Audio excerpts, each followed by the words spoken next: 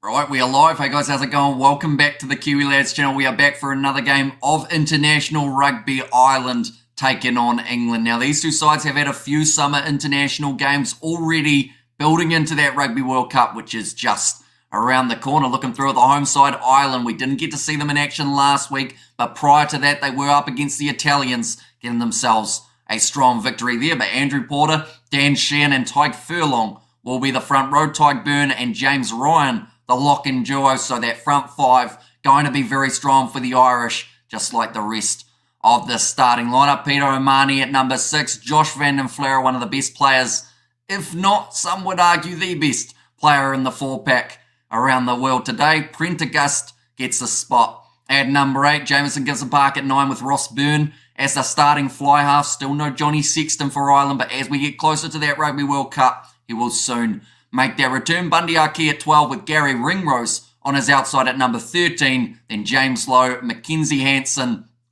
Hansen, and Hugo Keenan at number 15. Then looking through quickly at this English side, Alice Genge, Jamie George, and Will Stewart as the front row. Maro Itoje and Dave Ribbons going to be the locking duo. Courtney Laws, Ben Earl, who I felt played absolutely tremendously in the last game for them. So I believe with that performance, he may have almost secured himself a spot in that Rugby World Cup team, if not maybe even the starting lineup. And then Billy Vunipola there at number 8. Ben Youngs and George Ford, so no Owen Farrell for this week. Also no Jack Van Porfleer. Unfortunately ended up with an injury last game. That is going to leave him out for the Rugby World Cup. Manu Tuolangi and Joe Marchant as the midfield combination. So rather than Lawrence, who did play last week, Elliot Daly out on the left, Anthony Watson out on the right, and Freddie Stewart, normally solid under the high ball. He is there at number 15 in the chat. We have got Spider-Mek, Eben is here, Francois Hensel, saying England getting skinned alive today for the comment. Okay, Hamish, I'm listening to you on my phone. Going to do errands. Says Robert, go the Bok. Any Farrells there? Not for this game. No, Owen Farrell is going to be missing. Go Ireland, says Rudy. And then also, I've got England for this one, says Mumbo Jumbo Kiwi. So it does seem like it's relatively split in terms of people's opinions for this game, which I feel will make it an entertaining contest. Ireland are certainly looking strong in their starting lineup, though. England, they've got a few players who stepped up in the last game up against Wales, but they are still going to be in that scenario trying to find those combinations before they head to that Rugby World Cup. I should mention that only one of these two sides will be in action next week. That is going to be the Irish. In fact, they are both in action. England going to be playing up against Fiji at 2:15 a.m. and Ireland taking on the Samoans at 5:45, but that may actually be 6:45, depending on time zone. That one might be the one that is slightly wrong. But looking through at the previous fixtures, first of all, for the Irish, they had their game up against the Italians on the 6th of August, 33 points to 17. They were victorious. The rest of the games all taken part in the Six Nations, and as you can see, the Irish on quite a tear as of late, winning their last 5 games on the trot, looking for another one here in a row, and they will want nothing less. For the English, they've had a little bit of a tight series with the Welsh. They did lose the first game 20 points to 9, unable to score themselves a singular try in that game, but then they were able to fight back with 12 men in the second contest, 19 points to 17 win for the English, and they'll be looking to try and build that momentum as they head towards Pool D. You got a bet on England Blues, Nate, says Stephen G. And Go Ireland, says Robert, did you check out the Discord? Sadly, I did not get a chance. I pretty much went straight from that last live stream, set up this one, click live, and we are now here. I got like maybe about a 20-second break in between setting them up. So it will probably have to be after that next one in between France and Fiji taking place, which is kicking off at 7:05 a.m. New Zealand time. I will mention we are covering that game on the channel as well, so anyone who is new, be sure to leave a like and subscribe. It's hugely appreciated, everyone being here for these games, and still plenty more rugby action coming up in the near future. But England and Ireland out there on the field. Keith Earl is out there with his daughters. And now we'll show you guys the bench. Ireland, they've got Herring, Luckman, and also it is Finlay Bilham at number 18, McCarthy and Caelan Doris. The fact that Caelan Doris is a player who can come off the bench for Ireland, and you look at the starting lineup and you're like, that's still extremely strong, just shows the depth that that Ireland have got in that loose forward trio. Conor Murray, a lot of experience there, alongside Crowley, and of course experience for number 23, Keith Earls, Dan, Marler, and Sinclair as the front row for England. Ollie Chisholm at number 19 with Jack Willis at 20. Danny Kerr, Marcus Smith might have a bit of a role to play here at number 10 in the second half, and Ollie Lawrence at number 23 for the English. But do let me know your score predictions in the chat, ladies and gentlemen. South Africa versus Ireland in the World Cup final. South Africa to win, says Rudy, and come on Ireland, says Yvonne. And there as well. And I expect that Ireland will want to start this match extremely quickly, whereas it's being played it is at the Aviva. But it just seems like one of those games that if Ireland can find their momentum quickly, England, I don't believe, will be able to quite get back into it, mainly because this Irish structure, the backline movement, the forward that they've got. It's going to be a fun day at the office, that is for sure, and I'm looking forward to this 80 minutes. Do also let me know, ladies and gentlemen, who you think will be the first try scorer in this match. The Irish by 18, says Hensel. And there as well. Hello, all from a Cornishman, come on Ireland. Send the heathen home, defeated whiskey, says Kerno Wick. But we are hearing the Irish national anthem in front of a sold-out Aviva, I'd like to think, for this game of the Rugby World Cup warm-ups. They will be playing Samoa next week, also in Ireland. And they will be thoroughly looking forward to that group where they are up against Scotland, South Africa, Romania, and also Tonga, the last side scattered throughout there. Well, we'll go like this, and we will go like that. There we go. Someone's dyed their hair green. Who's that?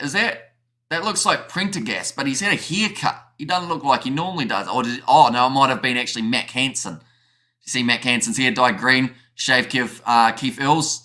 Initials into his hair. That's quite a nice touch from Mac Hansen. I thought it was Prendergast, and I thought last time I saw him he had like a full head of hair, so I would have been surprised if he decided to chop it all off. And man, I've got football on TV, Irish game on the iPad, and you on the phone, says Hensel, so you are certainly savvy with the technology, that is for sure. And Mac the Crack, says Kerno Wick. Peter O'Mahony, the man who just keeps on getting up. When he gets knocked down, he gets up again, as the song says. And even if he's been like completely whacked, he still manages to get back to his feet. He's completely unrecognisable, says Yvonne. Josh Van Flair, we know what that man can do. The loose forward trio for Ireland will look to be strong early. For England, I believe it's going to be that midfield combination of Manu Tuolangi alongside Joe Marchant, with Lawrence coming off the bench. Opening try, Van Flair, says Akaris. I think you're in with a good shot there, that is for sure. He is a fantastic player. So is, though, Courtney Lords. He's got those long arms, and I'm thinking in the breakdown, he might be able to use that to his advantage. Also, Ben Earl, brilliant start to the last match. It was actually his first start in about 16 games for the English. We have got there, Hamish, have you ever had a phone call from Sky Sports team to commentate? Says Stuart, I have not. I believe if I got a phone call from Sky Sports, they'd be like, hey, you can't do radio commentary. Because when I got my copyright strike recently for the Super Rugby Pacific final, the guy said that they had to go through SANZAR to make sure that I wasn't infringing on any radio broadcasting rights by talking about the game. So I don't think Sky would reach out anytime soon, not unless I'm in trouble. I'll just show on the starting lineups again. Jameson Gibson Park at 9 with Byrne at number 10. Big chance for him in the starting side, and Aki and Ringrose going to be that midfield combination. And Ford has lots to prove. He does. And depending on the situation, of course, we're not going to go too deep into it, but the situation with Owen Farrell, whether or not he does end up playing the next game or playing for some of the World Cup or all of the World Cup, is still yet to be determined. So for George Ford, they will be more than happy if he can put on an absolutely brilliant performance for this one. And that's BS, says Hensel. As long as Max scores tries and tackles like a demon, I don't care about his emerald here, says Kerno Wick. Yeah, I guess it's one thing having the new haircut, but it's one thing using it as another. But Danny Kerr and Conor Murray off the bench. A lot of experience at 21. And welcome back, lad. Nice to see you and hearing your voice. Thanks for being dedicated to bring us full update on the game, says Steve. No worries at all. And we have still got another game a little bit later on taking place between France and Fiji. We will also be covering that one on the channel. So anyone who is new to the channel, be sure to leave a like and subscribe. I was just checking to see the odds for this game. At the moment, Ireland, they are favourites, which is to be expected definitely with the lineup that they have gone with. England still doing a nice mix of the experienced and a little bit of the inexperienced, although saying that overall I feel like this starting lineup might be relatively similar to what we do see for England in that Rugby World Cup. Ben Earl, first try scorer, says Fiji Islanders, so it seems to be that most people back in a number 7 to get him for that first try, but Paul Williams will be the referee in charge of this one. We are now ready to go, ladies and gentlemen. It will be Ireland kicking off from left to right here in this fixture, looking to continue that momentum that they built up throughout the Guinness Six Nations, but it's kicked long by Ross Byrne, nicely taken by the big man. Hang on. Oh yeah, it's Billy Vunipola. I actually thought that was Marco Vunipola for a second. I feel bad. You got a Stephen G, proper Cornish Celts. Bless his soul, says Kernowick. And I'm also watching Italy versus Romania. Yeah, there's a lot of rugby taking place at the moment. We've seen Georgia versus USA taking place at 3 a.m. New Zealand time, so that game is getting close to a close. Nice run forward from Ross Byrne, tackled by Vunipola. Ringrose runs out of space, runs it straight at Ellis and Dave Ribbons, but it's going to be hard to get those few extra metres for Ireland for a start. Definitely if there's some brilliant defensive work coming from England. A little bit of a counteract there from Billy Vunipola. Doesn't work out for him. Instead, it bounces up for James Ryan, player number 4, and it's stolen. And the breakdown from the English Courtney Laws. Now Ben Youngs. Off to George Ford. Off to the right-hand side, Tuolangi. The ball was just a little bit behind him. In fact, it was March, and now Tuolangi has to clean up from the ball being on the ground. Oh, he might have an injury here, which isn't surprising because Tuolangi gets injured walking to the shops. Now Ben Young's going to be rolling this ball back. So they will look for the box kick here for England, even though they are sitting on the halfway line trying to play that territory early on. Goes back to George Ford, who does put the ball high, waiting for that one out on the wing. Was Elliot Daly, tried to slap it back, and now it is going to be the line out going the way of Ireland after the ball goes into touch. So a relatively quick start to this game between the two sides. James Lowe lurking, waiting for the ball there, but it was a great shot from Elliot Daly on Ross Byrne, who they will look to put pressure on early in this game. Try and make him uncomfortable, I feel like, is the best way of doing it. Talking about the early nerves for both of these sides. Wide cut-out pass there. Out to Anthony Watson, who bunts through the tackle of Hugo Keenan. England still retaining the ball. Flat pass off to Billy Vunipola was a little bit low. Youngs. Back across to Freddie Stewart. Anthony Watson rush defence here from Ireland. I want to know what happened. How the Christchurch earthquake happened. I put it on the Discord. Says Obi there. I assume it was something to do with the tectonic plates, was it? Although luckily, because it wasn't over water, we couldn't have a phreatomagmatic eruption in that case, because that would have made things worse. That's going to be the mark taken by Mackenzie Hansen. Paul Williams forcing the back. Morning, Amish, says Birdie V. Welcome in again, mate. I'm sure you would have been enjoying that last game taking place for the South Africans. Matt Hansen looking to put some big distance on this one. Kicks it high. Now Ireland be trying to get this ball back at line-out time. They've got Tyke Byrne and James Ryan battle with a headgear. They've gone over the top though, so no chance for those two locks to end up with the ball. Manu Tuolangi hits it up. Nice short ball to Elliot Daly from Youngs. Quite a few of these men were at that 2019 Rugby World Cup, in which they did make it through to the final. George Ford goes off to Courtney Laws, manages to fend and tries to find the offload over the top. Looks like they weren't quite ready for it. We have got their Morning Amish. I know I read that one in LTE. Says Peter, is that weird to watch it? I know that the games, I believe, are also on Amazon Prime, if I'm not wrong. But I do see that the scoreboard does not want to start this match at this point, but hopefully it does in the near future. Springboks looking, says Mumbo Jumbo Kiwi. I mean, there were a few Springbok players who I felt really stepped up in that last fixture, one of which you have to say is Jesse Kriel at number 13, I should say. And coming to Ireland, says Sean. And he was not too bad apart from the box ball kicking, says Birdie V. Although I feel like that is something that will have to improve, of course. But if you're scoring 6 or 7 tries in a game, the kicking department's not going to hugely impact it. He did get himself maybe 3 assists or somewhere around there. So, if he's setting up tries, at least that's something for Mani Libbok rather than just no points on the board being scored. Now, George Ford, first kick of the match for him. Owen Farrell is in attendance for this game.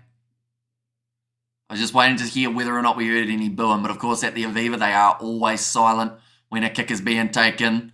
And Ford has got that one over, so that will now make the score 3-0 for England after the first 5 minutes. Now, I will mention that as the scoreboard kicks in, hopefully soon, we will have, there we go, it's getting there. It's warming up. Now, Byrne, going to be kicking this one off for Ireland. I don't think that would have been predicted, though, for them to be down in the early stages of the match. Straight to Ben Youngs, who was waiting inside of the 22. Clearing a boot downfield, but isn't able to find touch with it. Now Hugo Keenan will look to run this one back. Breaks through one tackle, but Maro Itoje is the man who takes him down to the left-hand side now. Quick hands from Sheehan, off to Prendergast. Player number 8, that's great work, or was it? No, they've said penalty against Courtney Laws for coming in through the side. Irish fans very particular about booing. It's a big no-no, and Barrel has just shoulder charged somebody in the crowd. Says Krampus, so do you think it will go to review, Krampus, or you're happy with it? Sorry, had to do it. And needs more game time. Once he gets confident like Richie Moonga, he'll be awesome. Says Mumbo Jumbo Kiwi. Yeah, I feel like running-wise and gameplay-wise, he's been very solid, but it's just that kicking aspect that seems to be hurting him at the moment, which does happen as a young player. Sometimes if you're not quite going as well as you would have liked, you do drop your head a bit and you start to feel a bit down on it, but yeah, I like to think that in the future, Libbok, if his kicking's 100%, he's going to be a very handy player at 10. Dan Sheehan now moves to only 10 metres out from the English line. Slinging it across to Prendergast. I believe it went backwards, they say, and now it's been thrown up to George Ford. Boots it down the middle of the park. Plenty of space in behind here. Chasing hard. And I believe it's Manu Tuolangi. In fact, Marchant gets there first. Great work from Hugo Keenan to get back and cover that one, though.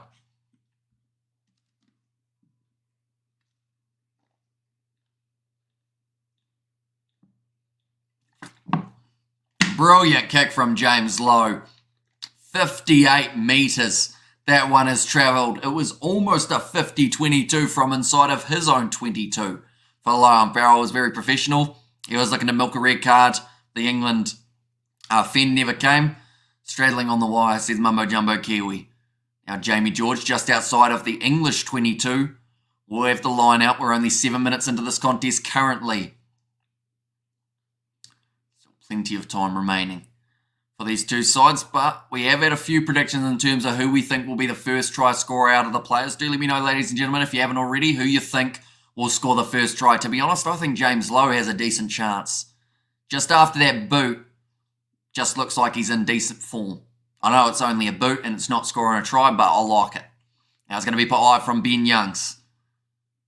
Down towards the halfway line, Mackenzie Hansen goes up for it and nicely taken there on the halfway line. Jamison Gibson Park looks to use this one to the left-hand side, and there is space out wide for James Lowe now to try and work. Tries to bust through the tackle with Anthony Watson, but in one-on-one, he has been able to stop him.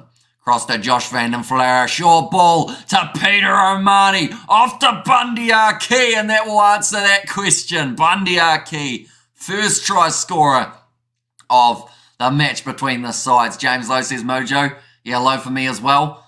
And also correction, Farrell cuddled a fan and has been terrorised by everybody. And Bundy Arkey says Mojo, and Lowe, sorry, says Birdie V, but Bundy Arkey, his 11th try for the Irish in 52 appearances. It's just very crisp. I've said there maybe it was a bit too easy, but it's just passed out wide to James Lowe. They took the contact. Josh Van den Fleur, short pop pass up to Peter O'Mahony, and that left a gap the size of Africa in between the two props, which then Bundy Arkey was able to be right place, right time. Got that layoff from Peter O'Mahony, and Ireland score the try. Furlong fired up for that one, dribbled on Arkey's shoulder. I'm sure he appreciated that. And 9 minutes in, and now the kick for the conversion. It's gone over. That'll make the score 7 points to 3 now. A proper job, Bundy, up the Irish, and terrible defence from England, says Yvonne. Yeah, it just was a massive gap there. It was that short pop pass. Maybe they were anticipating Josh Van den Flare. That's a forward pass from Peter O'Mahony to Bundy Archie. From that angle, anyway, it did look relatively forward, but they have said it's fine, and we're going to be playing on. That was quick, though. And bloody Kiwis played so well for the Irish, says Mojo. And the scoreline looks familiar, says Notakaza. Farrell, very happy with that from the coaching box. And of course, being Andy Farrell. And this one, now Prendergast hits the ball up, but he drops it again. Now England end up with the ball inside of the 22 of the Irish. Big run from Ellis Genge. Gets back up to his feet. A hard man to put down, and now he's 5 metres out. Around the side of the breakdown, Ben Earl decides to take it on himself.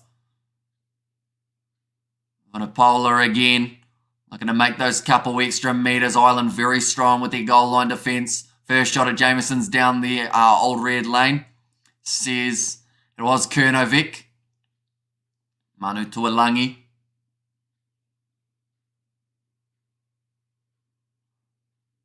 That sounds like a Kiwi accent in the commentary box. Does anyone know who the commentators are for this match?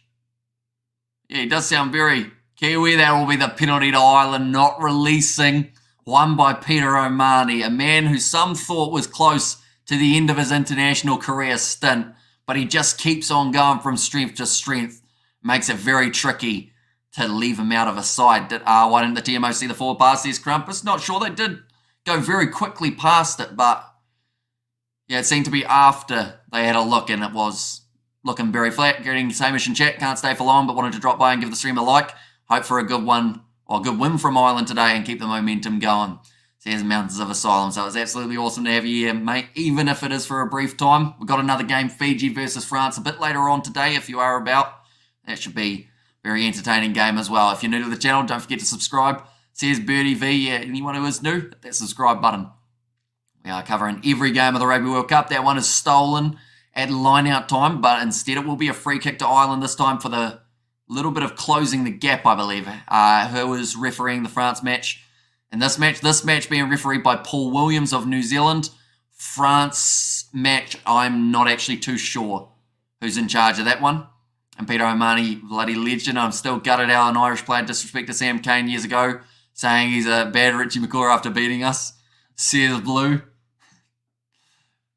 That was Peter O'Mahony, wasn't it? I found it funny. Which I know I shouldn't, seeing as I'm from New Zealand, but no, it was good banter between them. And match special, England versus Ireland commentary. Ishigo, Michael McNamee, and Alison Mitchell. And they're from Birdie V.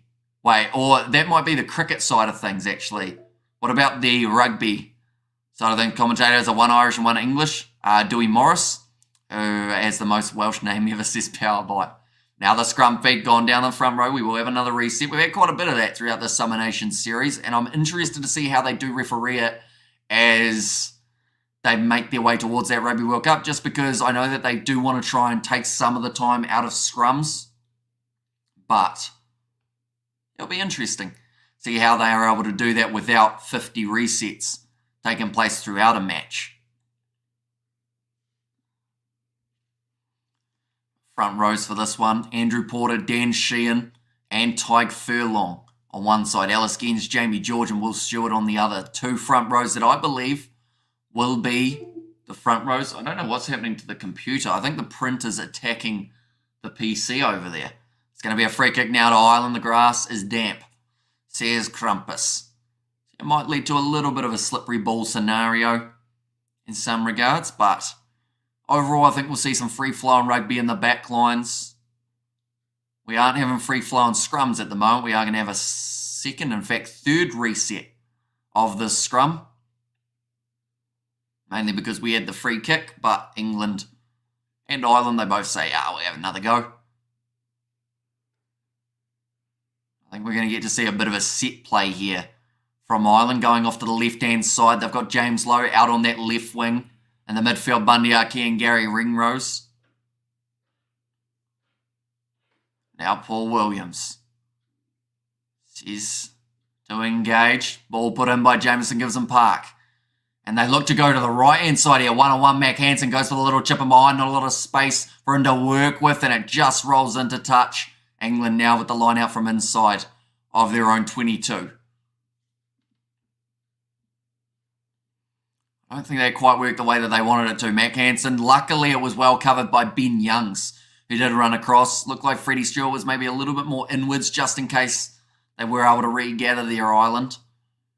Now Jamie George, line out throw inside of the 22. England haven't had a huge amount of attack, but when they have, they've looked dangerous. It's just been a couple clinical steals from the Irish to get that ball back, one of which coming from Peter O'Mahony, but now they look to use that rolling maul from inside of their own 22. Peter O'Mahony whispering, and Jamie George's ear going, you're going to drop it. Ben Youngs now on the ball down the park, off the boot, taken nicely by Mac Hansen at the back to the left-hand side. Now, it's a good shot from George Ford, relatively close to the head. Been learning the tackles from Owen Farrell, now out wide to James Lowe. Bumping out of that tackle with Joe Marchant, Gibson Park. Passes loose, but it goes back to Mac Hansen now. Almost had his knees taken out from underneath him by Marco Vunipola. Gibson Park going to the right. I have to say, other than that little line break that they had, that's going to be the advantage in favour of Ireland, trying to find the pass away, but did end up putting it straight into the head of Dan Ribbons, and they'll go back for the penalty. England will win. Will win to make the English excited to watch the World Cup, says Crumpus. Yeah, it would be a big win to have over the Irish, because this is what I would call very close to the Irish lineup that they'll go with in the Rugby World Cup. That is the most unfortunate way to get penalised. Yeah, the worst thing is Jamison Gibson Park, I think to a certain extent he didn't even try and pass it into him. It was just he ended up in the spot where Gibson Park wanted to run forward. It now gives Ireland the opportunity from halfway to kick it to the corner. Georgia 22 to the USA 7 at 80 minutes play, says Fran Smith. So good performance again from Georgia. They're actually, how many games have they won in a row? France. I know that they played, who did they play last week? Was it Spain or one of those sides? Romania, actually, I believe it was. And they won that game. Who did they play before that, I wonder? Because it does seem like they've got actually a bit of momentum forming before heading into the Rugby World Cup. They will be a part of Pool C alongside Fiji, Australia, Wales, and also Portugal. Jamie George staying down.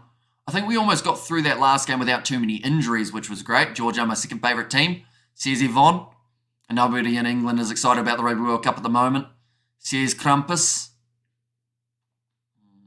It's a tricky one, isn't it? Because, of course, you want to see every side in great form heading into that Rugby World Cup. But sadly, with the way that international rugby is currently, that can't be the case. Unfortunately, there will be sides that do lose certain games. Just builds up that momentum, or maybe gives you that road bump that you needed, or speed bump that you needed to get going again and get fired up for France. Now the rolling maul for Ireland. Number one team, Chile, says it was there from Mumbo Jumbo Kiwi, and ref seems a bit quick to blow the whistle, says 16:42. Now off to the left-hand side, Josh Van Den Flair didn't decide to go for the offload. Instead, Jamison Gibson Park gets it off to Arkey, tackled by Ribbons. I believe that Lowe will still be right on that left-hand touch. They do decide to use him. Ringrose down to a knee, tackled by Vunipola. Inside ball from Hugo Keenan, and I believe that's going to be almost accidental offside. But it will end up as a scrum in favour of England. Little bit of a mistake there in the handling of Josh Van Den Flair. I don't think he was quite expecting that pass. Australia not excited either, says Crumpus. Wales are not excited. And next week, 8:30am or 8:30pm kickoff in South Africa. It's going to be an epic game, says Birdie V. It certainly is. And I believe the plan for that game, at this stage anyway, is actually going to be to cover that game on the channel. And then after that, we are actually going to be heading about an hour and a bit up the road to go and watch some local rugby. Well, even though it doesn't sound like it's local because it's quite far up the road. But yeah, the Heartland Championship here in New Zealand, I watched the first game for South Canterbury and would like to watch another one. So I'm going to be extremely sleep deprived over that weekend as well. But at this point, I have gotten used to it. Scotland are excited, but they are dumb, says Crumpus, and the Irish bookmakers have Georgia favourites to win this game. Wait, have Georgia favourites for this game? up against the USA, I assume, or are we talking Ireland favourite for the Irish game? Another scrum reset. Been hurt in this game a little bit in terms of the momentum flowing because we have seen so many stoppages at scrum time. But this time England kick it downfield into touch, and now England, I think they will not have the line out. Instead it's going to be Ireland who end up with it. But we are 20 minutes through. We've seen one try from the Irish. It was a brilliant try scored by Bundyaki. The assist going to Peter O'Mahony. For England, they have just got those 3 points on the board from George Ford. They've been close to the try line. It was actually directly after the Irish try. They weren't quite able to get there. It's overthrown, but nicely taken by Tyg Byrne for Ireland. And now Bundyaki again in the midfield. He's up with the ball in hand, 45 metres out from their own line. Hugo Keenan, big shot coming in on him, but quick hands from low allows Hansen to have a bit of space down this right-hand side. Low tackle made by Jamie George. Earl over the ball, and he's given away the penalty here. I believe they've said that that is going to be for not rolling away against Jamie George. And Italy only care about football and pizza, says Crumpus. I mean, to be fair, two pretty decent things to care about, aren't they? Oh, I love a pizza. I think me and George actually later on today, we are heading up the road. So maybe we get pizza. Well, I've been very healthy in terms of I haven't had really fast food or anything for a while, trying to get a little bit fitter by cricket season, which probably won't work, but we try our best. Deep breaths already being taken though by players. I'm sure that the forwards won't be minding. A little bit of a slower paced tempo. Line out, successfully won by Prendergast again. And Ireland trying to get this rolling maul. Heading forward, Georgia leading USA 22 points to 17. That's going to be another, I think this is a free kick or penalty. This might be a free kick this time for obstruction against the Irish. And come on, England, says Atanet. And Romania are going to have a rough Rugby World Cup, says Gus. Although the benefit that they've got, they are at the World Cup. That's the main thing I feel for some of these teams. Just to be able to head to France, get that experience. Same with Portugal as well. They'll absolutely love to be able to go there and just get to play some more rugby. You're not feeling this Aussie ref. Seems to want to make it about him. With game flow, mate, says Nemo. Do I want to correct it and say he's a Kiwi? I don't think I do I? He is from New Zealand, but we'll keep him as Australian. Just is better for us. Don't put pineapple on that pizza, Hamish. We know your mouth is broken, says Grant. Hamish, are you Scottish by birth? I think I'm like 40% Scottish.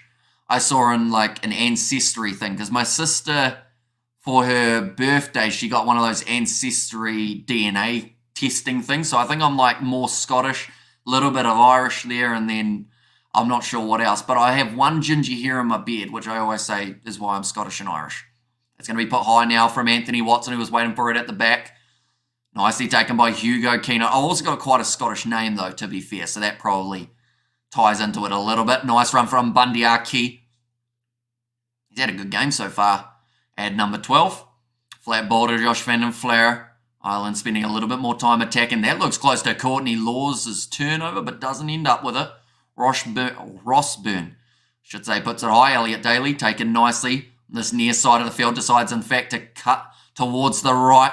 Low tackle made by Dan Sheehan. England currently having to make sure they get plenty of players in that breakdown to stop the chance of an Irish turnover. Alice Genge, another run from him. To be fair, nothing matters in these warm-up games except injuries. That is true. And 9th straight win. Last loss against Samoa 20-19 9 months ago. Says Franz Smitzer. Yeah, doing very nicely, the Georgians. I believe next week they are playing Italy, if I'm not wrong. Or are they playing, they might be playing Scotland, are they? Italy, I think, might be playing Japan. I actually have the thingy here so that I know who's playing who. There we go. What we got, Scotland play Georgia. So that will be a tough game, definitely at Murrayfield. These are all the fixtures next week, ladies and gentlemen. France playing Australia, that is on Monday rather than Sunday. New Zealand time. Ireland play Samoa. England play Fiji. So a little bit of Pacific Island flair coming to the games next week for these two sides. That ginger hair will be the first one to turn grey, says Grant, although I already have quite a few grey hairs up here, unfortunately. But then that's one of those things that I think it's from stress, you know. and only 4 teams have a chance to win the World Cup. The rest, you guess. Says Spider-Mick and Georgia powerful. Says Nemo, a ham-ish is ham, but not quite ham. Exactly right, yeah. So kind of like that processed ham that you find. Like a block of Spam. You know, that's pretty much hamish, isn't it? Now, advantage in favour of England again. Nice lap coming around here out the back line for Manu Tuolangi. Great tackle made on him by Jameson Gizambako. I believe has got over that ball, so we are going back for another penalty. Spamish, says Krampus there, and also Come on Island, says Yeta. Spamish, says Nemo. I feel like I missed a chance, didn't I, in terms of just saying Hamish rather than Spamish. And Ireland to win, says Robert Wood. Oh, sorry, England to win. I don't know why I read that as Ireland. I think I was reading Yetas from earlier on as well. Who do you think will be a player that really steps up for the English here, Robert? I feel like last week it was Ben Earl. This week it's a little bit hard to tell exactly who it is going to be. And ginger here means Viking blood, Vikings. First settled in Ireland and Scotland. The Cornish and the Viking joined the fight. The Saxon Heathen. Says Kernovik. Manu Tuolangi, he opted to take the contact rather than passing out wide to Courtney Laws, which might have hurt them a little bit. Actually, ginger hair comes from Neanderthal DNA. Does that mean I'm like big and tough? Even though I think I'm the opposite of that. I think I'd lose a fight to a fly if it was flying around my house. England are long overdue for a win, says Robert. George Ford now, he's already sitting 1 from 1 in this game. And he now sits 1 from 2. That one just away to the right-hand side. Though England, of course, getting themselves that victory last week up against Wales, losing the game prior without scoring a single try. And they won last week, says Yvonne. Now, kick downfield from Ross Byrne for the 22 dropout. Big run forward from Billy Vunipola. Tackled well by Tyke Byrne. A proper win, says Robert. Yeah, I think you're after a comfortable win, aren't you? How they've looked good while doing it. Where they didn't play with 12 at the end of the game as well would be useful. Kicked high. Nicely taken by Hugo Keenan. Wasn't able to take the mark as it was 23 metres out from his line, but that is a good aggressive carry there from Byrne. Downfield, England take it again. George Ford putting that one high. And they were down to 12 minutes worth something, says Yvonne. Nicely taken there by Ross Byrne, and that will be the mark. It's been a kicking game at the moment between these two sides. Kicking and scrums seem to be the main thing. I'm a South African from a Clegan clan of Limerick, and the Twan was built by the Vikings, says Sean. I didn't understand half of that, Sean, I'll be honest. I got the I'm from South Africa part, and Limerick I know is a place, but that's about as far as my knowledge goes, to be honest. It has gone into touch again. Another line out. It's been a bit stop-start for the first 27 minutes, although that seems to be the case in every game that England have been playing lately. They haven't quite been able to find that momentum early. 1 to 3 seconds, 71% of the time, Ireland are able to get that ball out. The Saxons ruled the UK. There's Crumpus, and hard choice for me, Hammy, between Rose and the ABs. Mum, Rose, Dad, Kiwi. I was born a Kiwi. What do you reckon ABs for me? Says Spider-Mick. I mean, at least you've got a couple teams that you can look at as possible ones you watch. We might be Cuzzies, Hamish. My great-great-grandfather was given a free ride out of Scotland and given an iron bracelet, says Mojo Jojo. I actually won a Scottish competition back in the day. Not for like, are you the most Scottish? It wasn't quite like that, but it was like a Celt or what was it? Some sort of Scottish games. I ended up winning the tug of war because I put together a dream team of primary school students. I was also in primary school, so it's okay. But yeah, we managed to win the tug of war. That was about it. Now, scrum reset. Been a lot of those in this game. I'm waiting for them to stop, but it keeps going. We have got there Limerick is an island, built by the Vikings who settled in Ireland. Says Sean, and Nemo said Dublin was a Viking space. Slave trading post. Not ideal. So Blackpool is the capital of Ireland. I did not know that.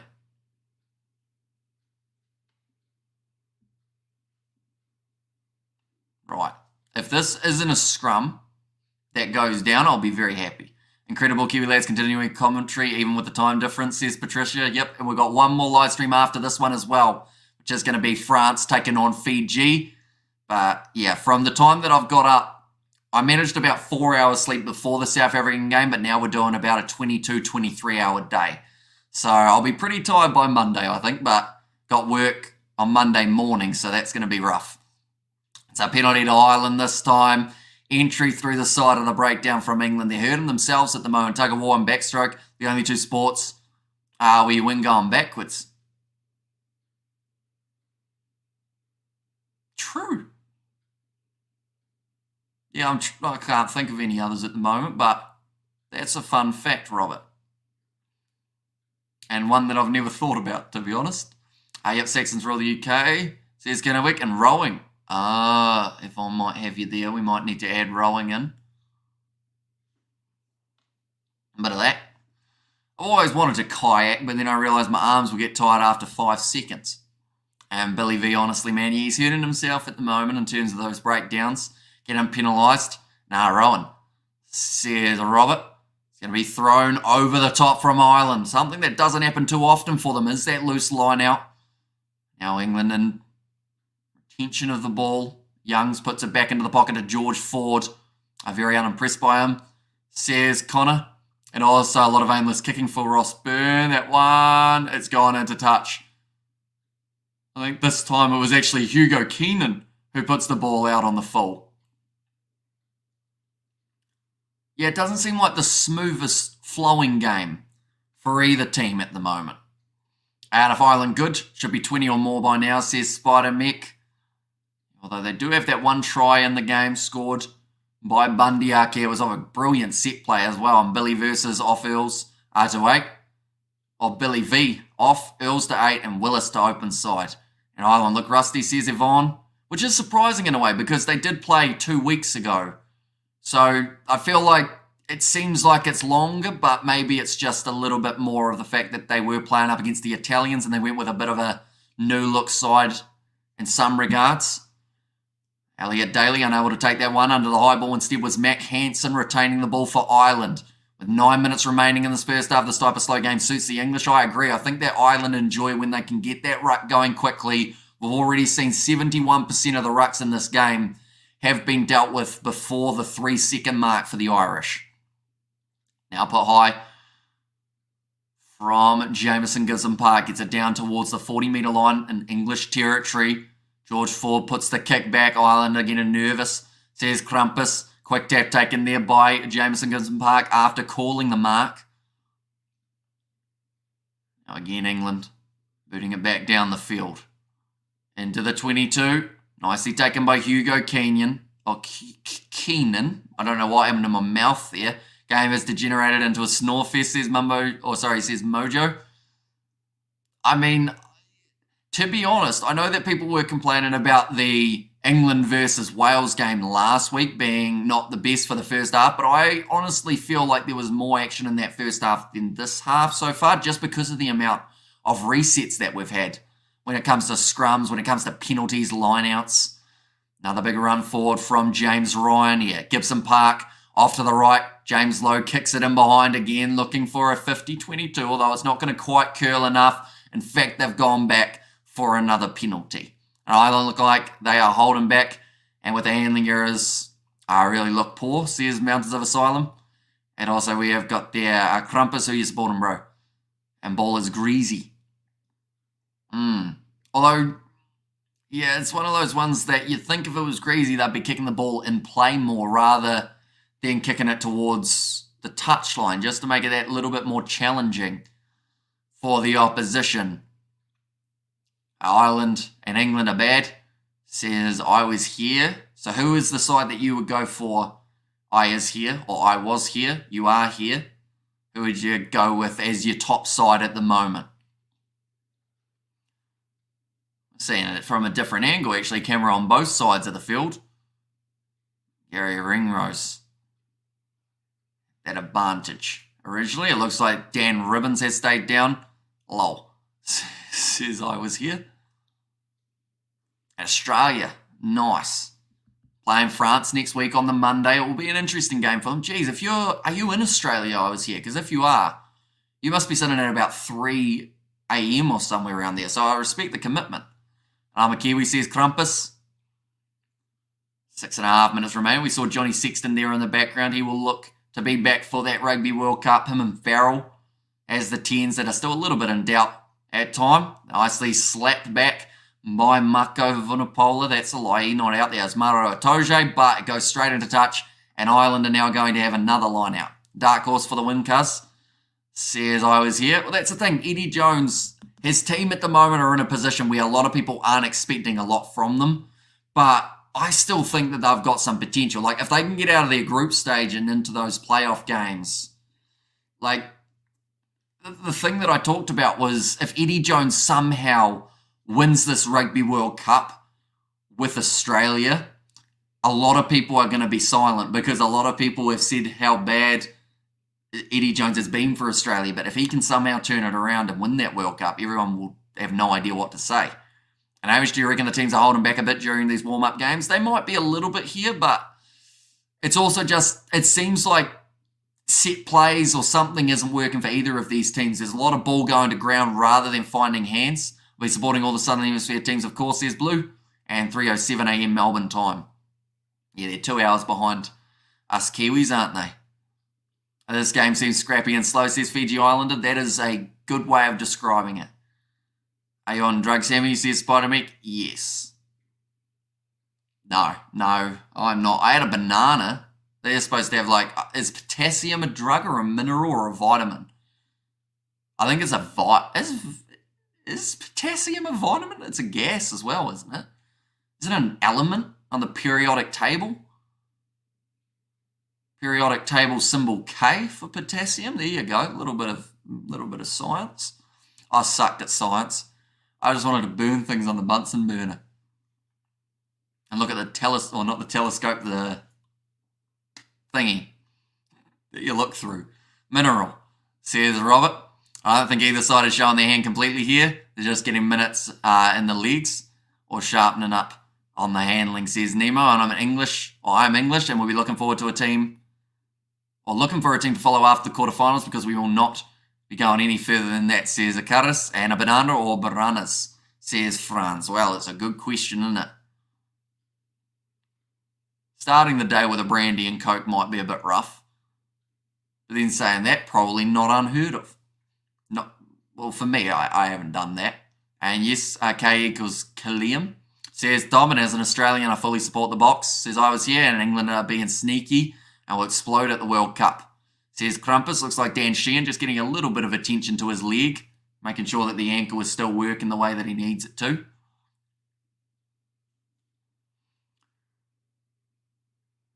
Four minutes remaining. I think that the commentator is just saying it's just one more game for Ireland to play that maybe they don't need to play. Or something along those lines. Maybe he's thinking that they're already ready. There's a few things that have been a bit scrappy, of course, but England are a game ahead, the commentator has said. And Australia in the World Cup final will get hammered. Emotional damage. Although, if they make it to the final, that's a little bit of a mini win anyway, isn't it? And Ireland need to get their stuff together, says Yvonne, and Farrell will lift the Webb Ellis and smirk at everyone, says Crumpus. But now scrum feed here again, and bacon buns and soda bread while the Irish get into gear, says Eric. Now Jameson gives them park to feed the ball in to probably about our 10th scrum of this first half. And a little bit more often than we would have liked to see for the opening 40 minutes, but that one has gone in and it should come back out quite nicely for Ireland, and the penalty, in fact, they'll take the advantage instead. Prendergast goes off to Jamison Gibson Park, the back line now for Ireland. Looking Chris, missed tackle from Elliot Daly, slinging pass out to Mac Hansen. It's just a little bit low, so he did have to drop to a knee before being able to take it, and we will go back for another penalty. The only thing Farrell has lifted this year is his ban. Says Justin Bank of Ireland to beat the Bank of England. Says Cited and Andy Farrell to lift Crumpus. Says Yvonne. But yeah, Dan Sheehan looks like he is actually struggling a little bit more with this leg than anticipated. He's saying he's all right, but the last thing you want to do here is risk the injury of Dan Sheehan, definitely with the way he's able to play for the Irish.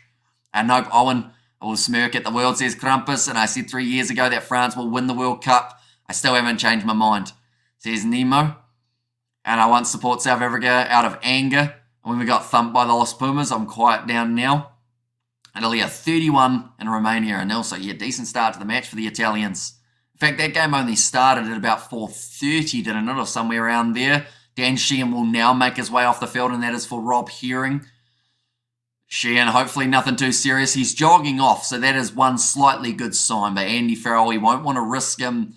Definitely not this close to a Rugby World Cup. You want to make sure you've still got him available and raring to go. Thrown in long. Nicely taken by, it was Tyke Byrne. Number 4 for this game. Jamison Gibson Park off to Bundyaki. Ball a little bit too low to Ross Byrne. Yeah, something in this back line for Ireland at the moment just hasn't quite been as crisp as normal. That's a brilliant offload from low. Now off to Prendergast. This is better from the Irish. They're starting to find those offloads. Although this looks like it could be a good chance for England. Wide cut-out pass for Low.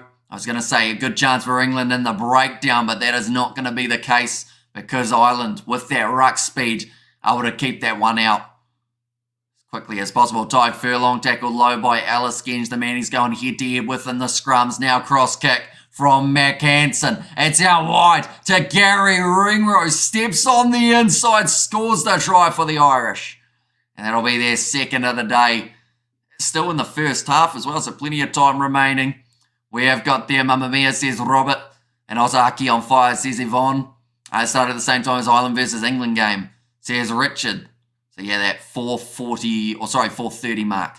Should say Ireland have little intensity. The commentators are biased as if towards Ireland, says Greg. Although I've heard, depending on, I guess you might have the same commentators, I've heard at times they've been saying that Ireland have looked a bit lacklustre, not quite getting it right with the drop balls. That's what I'm talking about with Ireland, against strong opposition kind of thing.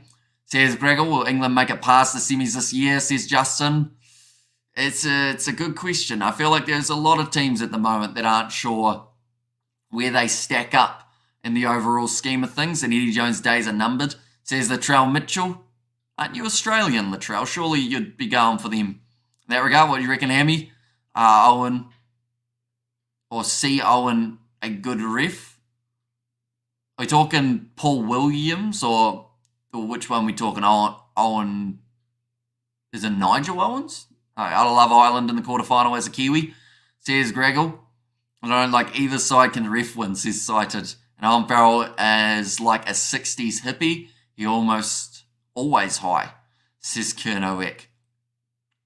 That kick has gone away to the left-hand side, so the score will now remain 12 points to 3 in favour of Ireland with only the 20 seconds remaining in this first half now. Jameson Gibson Park setting it up for Mac Hansen, and that was the cross kick that went out to Ringrose. Quicker than getting the pass out wide, of course, and Freddie Stewart just not quite able to stop him. The English won't score a try in this game, says Alfie, and Nigel rather, and England are playing rubbish, says I was here. They've struggled at the moment throughout the November internationals, but yeah, you wonder when they get to their group with Samoa, Japan and Argentina alongside with Chile, are they going to be one of those two top sides? And I believe they still should be able to finish in the top 2. But yeah, if they don't, I'm sure they'll be very disappointed. Nigel's better ref than the great Brian Lawrence, though. That kick is into touch by Jamison Gibson Park. Half-time now in this game, 12 points to 3. And I'll be honest, even though there were a lot of stoppages when it came to the scrums and the lineouts and a few penalties along the way, it still flew by that first half. Watching this live, not impressed with Ireland, but the commentary in the game is making excuses. They peaked end off, says Gregor in there. Sounds like built-up frustration, Gregor. I see why you want to face them in the quarters. You want to prove something, don't you? You want to give them a good old, give them an elbow. And now half-time. And this game was seen... I mean, that's the thing. Ireland's backline, when they've got it right, has looked good. But there have been more times than not throughout this game where there has been the drop ball added into the equation, or there has been something along the way that's just gone a little bit wrong. Their forwards have been looking decent with Josh van der Fleer, Peter O'Mahony and Kian Prendergast. For England players who have stepped up so far, I'd say that, I mean, Anthony Watson hasn't looked too bad in the little amount of time that we have seen him with the ball. And then also, I mean, Ben Youngs has been all right, maybe. It's quite hard to pick players who have been looking strong in this game, mainly because not too many have, sadly. And AB's in South Africa open the World Cup, Amy, says Spider-Meg. Not quite. So they have got their warm-up game next weekend, and then the opening game of the Rugby World Cup will be France versus New Zealand the weekend after. I need to worry about Scotland first, says Justin. Looks like cross-kick tries are going to be more of a thing for the World Cup this year, says Cited. And hooray, Ireland, says I was here. So yeah, they have got themselves the 9-point lead at the moment going into the second half. I'd say not as high as they would have liked to have, definitely with some of the chances that they have been able to put together. Ireland killing Romania with 31 points to 5, although I think before someone said it was 31 points to 0. So does that mean that recently we have seen a try from the Romanians, maybe? I know that there's another game taking place a little bit later on with France versus Fiji, a couple games overlapping with Georgia, USA, and also this game between Italy and Romania also going to be overlapping. Our opening game ref in the World Cup is Jaco Piper, says Robert Wood. And then South Africa should field a B-side versus New Zealand, says I was here. That's the thing. I think both sides are going to go with a really big mix of players because the last thing you want to do is have an injury heading into that Rugby World Cup. But unfortunately, with the amount of injuries we have seen in World Rugby recently, it seems like it's kind of a likeliness that they lose maybe at least one player. Although South Africa, the only player they possibly lost in this game that they most recently played was Damian Valimza, and that was due to a head knock. So you'd assume that he won't be out for the whole time for that Rugby World Cup. In fact, he'll probably be back in the next couple of weeks. Are you doing the next match too? We are indeed. Fiji versus France, kicking off at 7:05 New Zealand time, so that is in about an hour and 50 minutes time. We will be covering that one. It will be the last one of the day that we are doing. And then, yeah, next week we've got quite a few matches that we are covering on the channel as well. At this stage, confirmed that we are doing is New Zealand versus South Africa, England versus Fiji, as well as Ireland versus Samoa. It all depends on the start time of this game. Will depend on whether we get one of those two games in beforehand. And also we are doing France versus Australia. So anyone who is new to the channel, be sure to leave a like and subscribe. It is hugely appreciated you all being here for these live streams. And like I mentioned, we've still got a little bit more later on. And then the box backline today was good to watch, says Justin. Yeah, I feel Jesse Creel really stepped up. He's one of those players that a few people have said they don't want to see him at outside centre, but now after this game, they're like, we have to have him at outside centre. Just weird how Ireland is a powerhouse these days. They were easy pushovers back then, says Latrell, and Fiji beat France in 2018 in France, says Gareth. And I'm curious to see how they end up going France without Intermac, without Dupont. Still got a very strong side, and Fiji, I think that they will definitely come in as underdogs, but if they can match the intensity of France early on and score themselves as many tries as they have been throughout the Pacific Nations Cup, they'll have a decent crack. And Kanamuni at 13 is also not a bad option going forward, says Justin. That is true. And the Ireland versus Samoa game is going to be at 7:45 p.m. Irish time. So what is the time currently in Ireland, Richard? Is it 6:45? Or, sorry, not 6:45. What is the time currently? Is it 6:19 p.m. or is it 7:19 p.m. currently? I believe it would be 6:19, if I'm not wrong. Just showing highlights of the sevens. That is coming back relatively soon as well, ladies and gentlemen. We will be covering that on the channel as well. The first half, I believe Ireland had that little bit more possession. Currently 6:20, so it's an hour after, so it will be 6:45 a.m. New Zealand time. So I don't think that should overlap with the next game, although it might be leaving it quite tight in terms of start times and everything along those lines. And Australia and Fiji will go through, not the Welsh. Says 1, 2, 3 MS. We've got to remember in that group there is also Georgia, who have shown in the past that they can be top contenders up against some great opposition. So I'm looking forward to seeing what they can do. Portugal also find themselves in that group.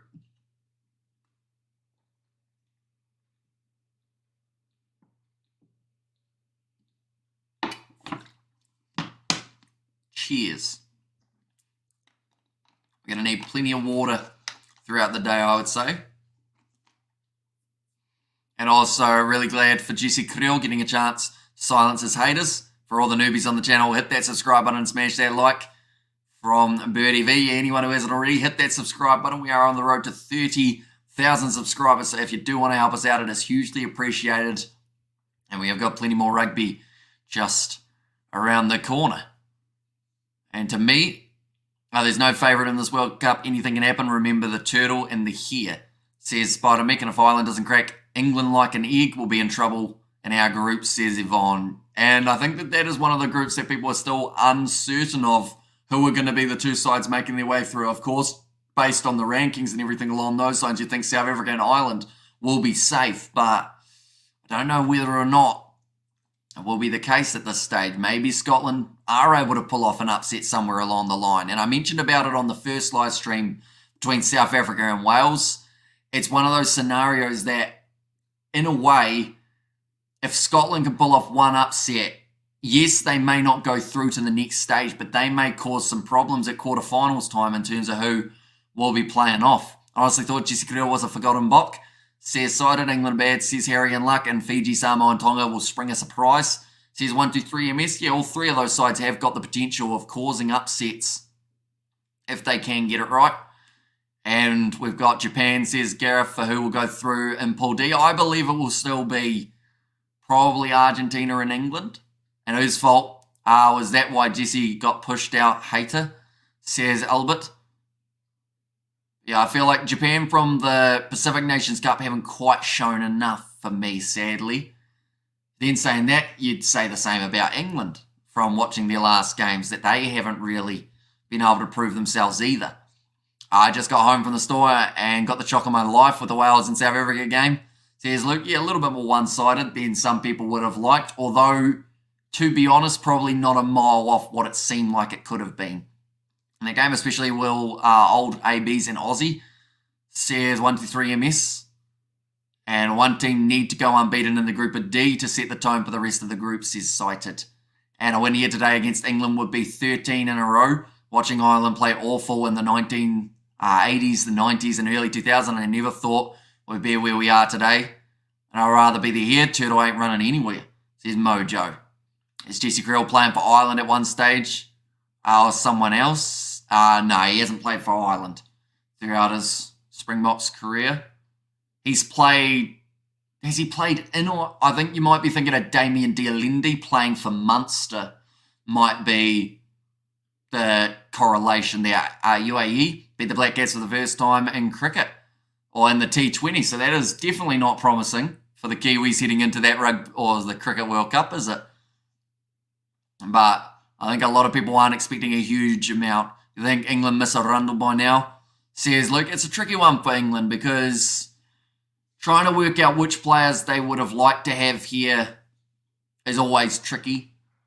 If there's injuries and whatnot, maybe we do see certain players making their way back in as well. And I hope the Aussies do well in the Rugby World Cup. Says 1, 2, 3 MS, and yes, Damien, says Spider Mick.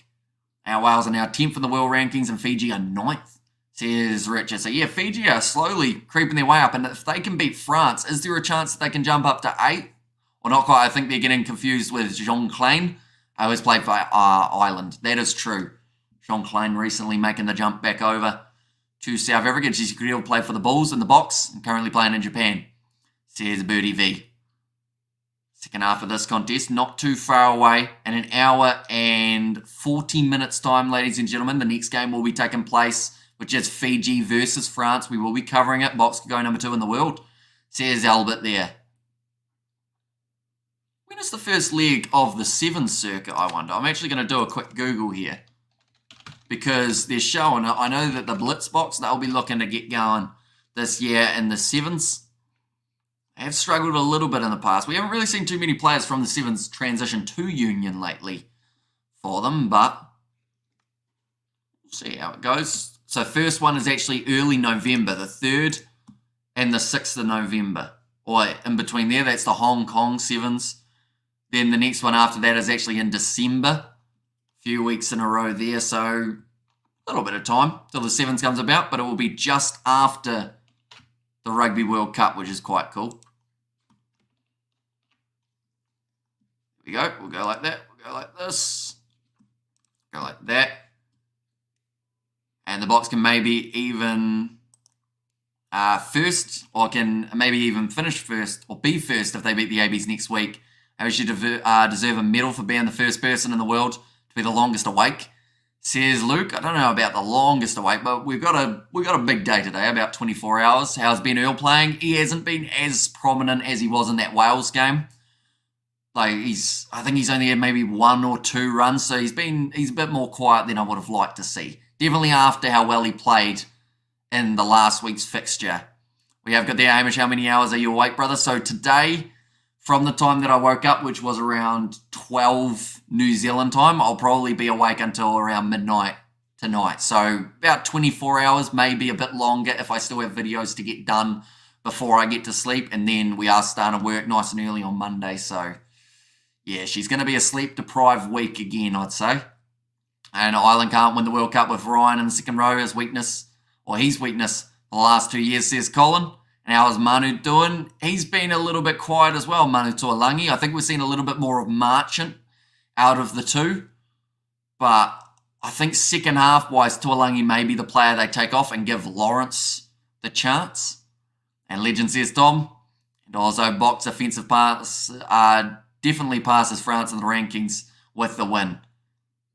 And also don't look like world beaters for what I've seen past 15 minutes. Was the early part of the first half any better? Was working mate, says Dennis. To be honest, not really, no.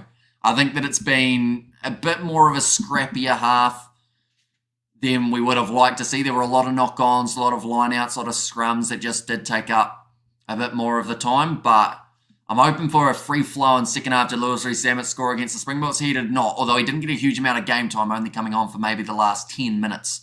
Also, Manu looks like he's lost weight, says Albert. I think he gave it to Billy Vunipola. That's harsh, but Billy's a big boy now. I actually thought it was Marco when I first saw him, but a bit of extra size maybe in that loose forward trio is what England are opting for this Rugby World Cup. England Rugby really went scat when they got rid of Lancaster, Farrell and the Cat. Thank you, ERFU from Ireland. And Munster Jean Klein played 5 times for Ireland, but switched to South Africa, says Mountains of Asylum. And also, we've got these are all Irish time, okay? New Zealand play South Africa, England play Fiji, Scotland and Georgia, Italy and Japan, and Ireland Samoa. Well, Richard, these are New Zealand times for those games as well. Also, Spain playing Argentina, Chile, they will be going head-to-head with the Argentina XV, and then France play Australia on the Monday morning here in New Zealand, although that will be Sunday afternoon for you guys in Ireland and South Africa. But the two teams now making their way out of the tunnel, ready to go for the second 14 minutes. Looks like someone died in the English changing room, says Mojo. And does Ireland look like world beaters? At the moment, I would say no. But from little moments that we've seen, they've still got a lot of class in this side. And yeah, to be honest, I think that this is definitely a game that they'll want to improve on for the second 40 compared to the first 40. England just don't look interested. It's depressing. Says Richard, yeah, it'll be interesting to see how they go up against the Fijians next week, because I feel like Fiji at the moment are on a high after winning the Pacific Nations Cup. They want to keep on propelling themselves towards that Rugby World Cup. So, yeah, it could be very interesting. See exactly how it ends up going. We will go like this. We will go like that as well. But now James Ryan leading the Irishman out onto the field to win as Johnny Sexton banned. I believe it's 2 more games after this, so I believe he can't play the first game of the Rugby World Cup, but he can play the second, I believe. And who do you think will win the World Cup? Who do you want to win if New Zealand get knocked out, says Alice Hook? I mean, to be honest, I think that it's a wide open ballpark for a lot of these sides. And, you know, it would be nice to see a side that hasn't won it before get themselves the win, just because it adds a little bit more excitement into the world of rugby. But yeah, one of those sides that have won it in the past have got a pretty decent chance of being able to do it again. Silly question in the box win, says Robert. And some French players that played almost 40 games this season by the end of the World Cup, unlike Ireland and Cotton Wool, says Gareth. It's kicked off now by George Ford, and we are underway for the second half of this contest, ladies and gentlemen, deep inside of Irish territory. It's going to be a big run forward from Cian Prendergast. He has been physical throughout that first 40 minutes, and I feel like that is somewhere that the Irish have had that little bit of an advantage over England, although that's a brilliant big shot coming in. Now England only a couple metres from the Irish try line, but they haven't been able to get that ball back. Instead, it's going to be, I believe, Cian Prendergast decides to go for the kick there. Now Freddie Stewart goes off to the left-hand side to George Ford. This isn't looking like the same England that we just saw in the first half. Nice run forward from Manu Tuolangi as well. Off to the right, Maro Itoje, tackled low. Youngs recycles quickly, gets it off to Billy Vunipola now. Daly goes out to Freddie Stewart. Nice step, moves up to the Irish 22. Ford, flat ball to Ellis. Genji runs onto it, tackled by Cian Prendergast. Nice phase play coming from the English. That was rush defence there from Tyke Byrne, but a knock on from England. The pass just a little bit too low from Youngs. Do you see Fiji knocking Springboks out of the World Cup? The only time that they would be able to play would be semi-final. So I feel like the likeliness of it happening are relatively slim, to be honest. But like Fiji at the moment, the way that they're playing, I feel like they will challenge quite a few of the top sides. It's going to be interesting to see how they go against France in the game just around the corner. Fiji almost did it in 2007. Says Gareth, and come on England, says Robert, and veteran Ireland flyer Johnny Sexton will be free to skip this country at the upcoming Rugby World Cup in France after he received a 3-match suspension for misconduct. We're just messing with the ball now, need to wake up and use the ball better. New Zealand just lost to UAE in a T20, they did indeed. So not the best form for the Kiwis, I would say. I'll put $5,000 for the ABs to win the World Cup. Mum and Dad help out, of course, says Spider Mick. And also the box lost to Japan, so anything is possible, says Cited. And that's the beauty of rugby at the moment, is games are becoming less predictable, which I feel for the spectator point of view just makes them always that much more entertaining, because you just never know who's going to get the victory. You don't know if a side that's ranked 15th can upset someone in the top 5, or whether it's going to be instead those sides all jockeying for around that 5 to 10 mark like they are currently. Jameson Gibson Park feeds the ball in to the Irish scrum, and now they start to get a little bit more of a march forward. England keeping that one on their side. Big run forward from Bundyaki. We didn't lose, we came second, says Robert. Now, kicked in behind. Elliot Daly. And just to clean that one up for England. Now, Freddie Stewart decides to have a bit of a run. Breaks through the tackle of Mac Hansen, but dragged down by Tyke Byrne. James Ryan straight in off his feet. Could have ended up being penalised. George Ford back in the pocket. Another kick. Goes down to Hugo Keenan. Off to Gibson Park. Goes for the up and under. Keenan chasing after this one hard. Nicely taken by George Ford. Freddie Stewart had a bit of a juggle. Finds his offload away to Ford. Now offloads to Youngs. He will put the kick downfield now towards the Irish 22. It's cleaned up by James Lowe. Now in behind. Looking for the 50-22. It was curling nicely, and England do take the mark. If you're a pure neutral, I would rather a Northern Hemisphere team win, Spanish-speaking team, or another second-tier team, says Gareth. Yeah, like I mentioned, it would be great to see a side win the World Cup who haven't already won it, because then it just adds that more excitement to the world of rugby. You know, there's still a few great sides that haven't walked away with a Rugby World Cup, whether it is going to be Ireland, France, Argentina, one of the Pacific Island sides. It might be a bit tricky for the Pacific Island sides at this stage, but perhaps in the future they can change that. Ben Youngs, bit loose. Scotland, Wales, two other sides that haven't been able to walk away with a Rugby World Cup before.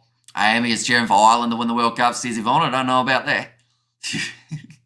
I think if I was cheering for Ireland, seeing as I live in New Zealand, I'd probably get deported, unfortunately. So unless there's somewhere for me to live in Ireland, I might have to stay completely neutral. She's happy about the penalty won by the Irish. Once again in the breakdown, England penalised all Wales, says Conversation Station. Are you from Iceland? Says Robert. That one's going to be kicked into touch. Ireland now about 7 metres out from the line. Rob Herring now going to have a good crack.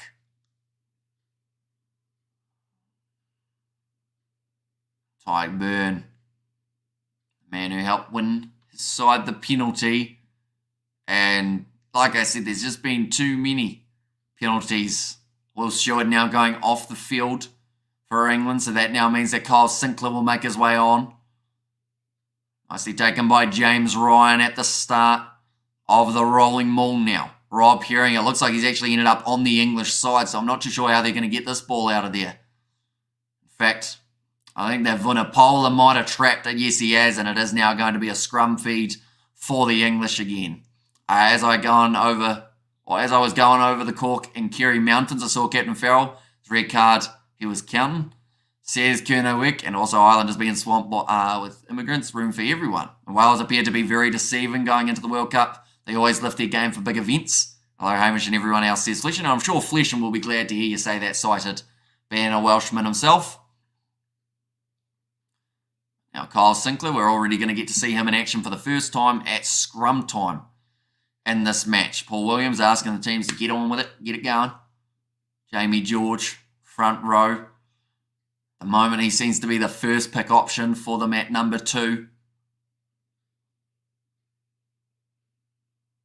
Quite a few Saracens players still making their way into the English lineup.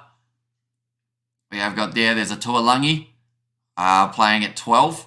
Says Versta, it is indeed Manu Tuolangi. It is surprising because normally he's injured, but he is going to be there for this game, which is great because normally, like I mentioned, we don't normally see a huge amount of him. And I flesh a bit late, says Spider Meg. I looked at the odds just then, and Ireland still come in as heavy favourites with the scoreline sitting the way that it is. Now, big scrum from the English, but Ireland actually were the ones that were able to start wheeling, and they managed to walk away with another penalty. And the Welsh is now tier 2. Samoa and Tonga can beat them. Says 1, 2, 3 MS. And also here with the A brother, I'm surprisingly content with that game, says Fleshin. And to think I slipped down from a gum tree, nearly busting myself to get to watch this game. Will I ever learn all well things you do to watch my country, says Dennis. And this is a super slow game, says Robert. It's been one of the more slow games we have seen in recent times, although now Ireland, they're only going to be a few metres out from the try line. So this could be a good chance to get that rolling ball going. Will you be streaming the French game against Fiji? We certainly will be. We're starting 15 minutes before kickoff, so 6:50 AM New Zealand time. That was a not straight throw from Ireland, so we get another scrum. Yeah, we will be covering that game. It does kick off in about 1 hour and 25 minutes. This game needs rain and mud to match the slowness, says Cited. And also England are reserving their superpowers, says Crumpus. I tell you what, if they're hiding certain things for the sake of this game, they're doing a very good job because I can't predict what they're doing at the moment in terms of their tactics going forward. Whether or not we are going to get to see maybe more of a forwards-orientated game. It doesn't seem to be working yet for them, though. They're getting possibly out physicalityed by the Irish. We have also got there, what's the record? A number of scrums in one game. This one must be a contender. It's got to be up there. We've got another scrum reset as well. In fact, this time, I think it's actually a penalty to England rather than just being the free kick. So at least we're at that stage of the game now that scrum penalties or scrum free kicks will become penalties, which is great news. As Owen playing, he is not. He is watching, though. He is at the Aviva, watching on. You don't want my Welsh language abuse on this channel, says Fleshin. And Hamish, what's for breakfast, mate? I made homemade pizza for supper, says Birdie V. I'm not actually too sure what we got on the cards for breakfast today. Me and George, we're heading up the road at around lunchtime, so I might have a little bit of a later breakfast perhaps and go out for lunch somewhere. It might be quite nice. Should hopefully still be wide awake at that stage. And Lowell must be hiding everything. Yeah, a large majority of it they are keeping secret. Now England looking for this rolling maul. Ball looks like it's almost getting stuck in there. Jamie George manages to wrestle it to the ground. And now Ben Youngs is told to use it by Paul Williams. Already 10 minutes gone in the second half. And how's it, broski, says Andrew. Welcome in, mate. Hope you are keeping well. You're enjoying all the international rugby we got coming up on the channel. It is going to be exciting when we get round to that World Cup, that is for sure. That's now going to be nicely done. Ireland. Tackle just out from their 40-metre line. Now low. Change of direction.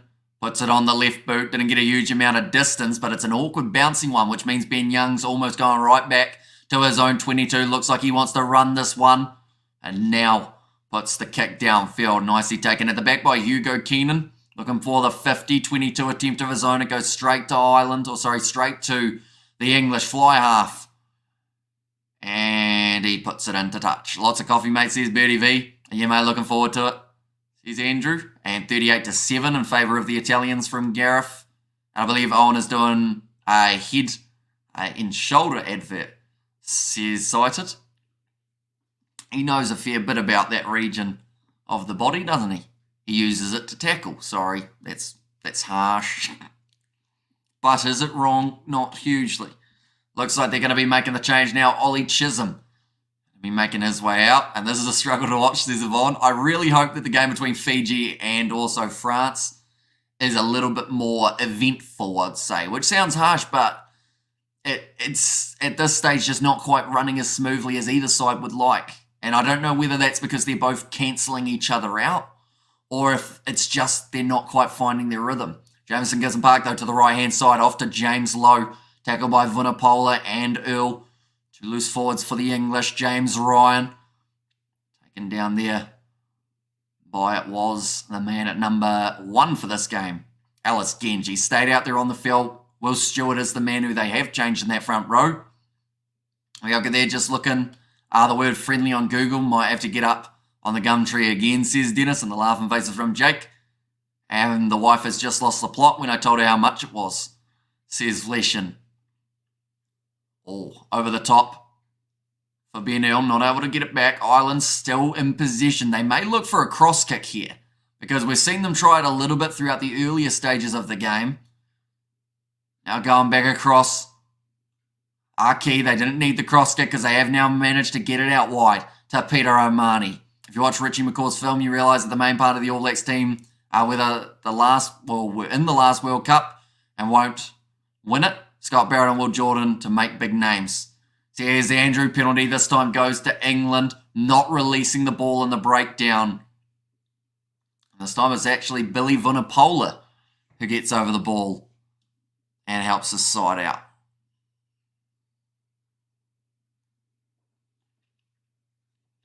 Peter O'Mahony trying to run straight over top of Anthony Watson.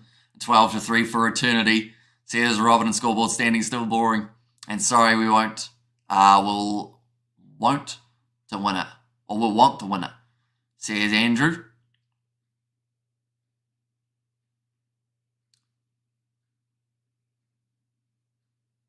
Just looking at that clock. Hang on, we got something. What's happened? Right, we're about to hear something. Paul Williams, is he going to... It's actually going to be against Billy Vunipola, by the sounds of it. Even though I think he just won that penalty, he now may have given one away. Oh, yep, you're suspended, bud. Unfortunately, leading with the shoulder to the head of Andrew Porter. No arm wrap, red card, thanks very much for coming. You can have a break before the World Cup. We're all confused, Andrew, says Cited. Any idea, is tea any good to stay awake, says Dennis? I think it's got some caffeine in it, so I'd assume that it has some sort of power, I guess. WDF says Yvonne. Billy Vunipola did all the hard work by winning the penalty, but unfortunately he's just given one away. It's actually only going to be a yellow card just for now, but it will be reviewed. I believe with the blunt force that he had on that one, though, there's a chance that it does get upgraded to a red card. But Vunipola, I think England are too busy trying to prepare for Tonga in the rugby league games coming up. They want to play every match with 13. Okay, here's a question. As this is a warm-up game, should shirts have collars or not, says Fleshin. Oh, it's a good question. I like a collar, but I can understand when teams don't, just because it's kind of, I like the idea of if you don't have a collar, you have some sort of strip, though, of a certain colour. Like, I quite like the All Blacks with the black and then the white strip that they have. And also, we get the red card. Goodbye, World Cup, says Cited. And getting robbed again, says Crumpus. And Fiji tough nut to crack, say 9 or 15 maybe, says Spider-Mick. And England are the most robbed team on the planet, says Crumpus. Now McCarthy going to now make his way out onto the field. That is instead of Peter O'Mahony. Makes his way off. Farrell give him tackle tips, says Gareth. Right, Ireland need to crack on. Yeah, they need to make the most of this man advantage. They need to show us that they got something in the tank here ready to go. Still 27 minutes left in the game, and they have only had moments where they have found their real rhythm. Nicely taken that time by Tyg Byrne. Ford might end up being a reserve player, says Robert Wood. Right, Jameson gives him Park at the back. Lazy shoulder, yellow card upgraded to red, then downgraded to flybys.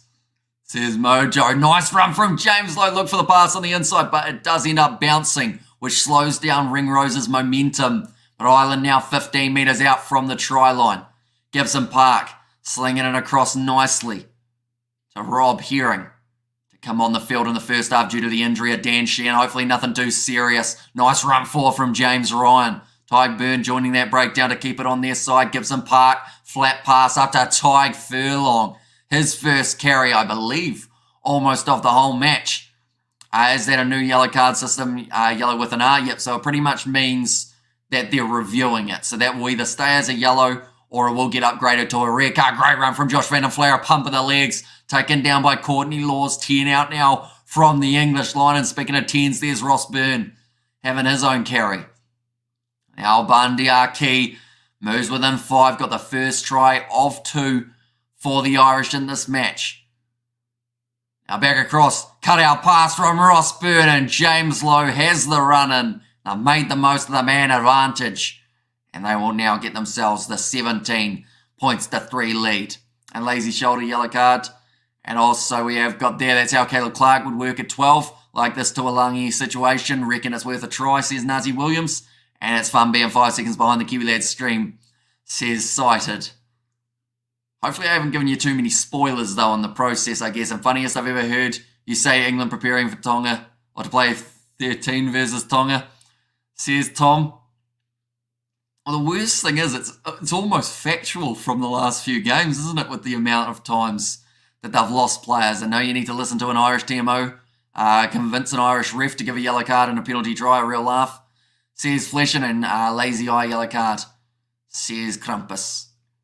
And there, but James Lowe, he gets the try. We did predict him to score the first. He got the third, so we were a couple off, but we're still in the ballpark, guess you could say.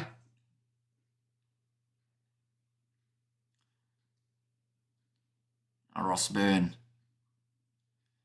Ready to take this kick. 1 from 2 so far throughout today. He's 41 metres out with this one. Taking some deep breaths near the touchline.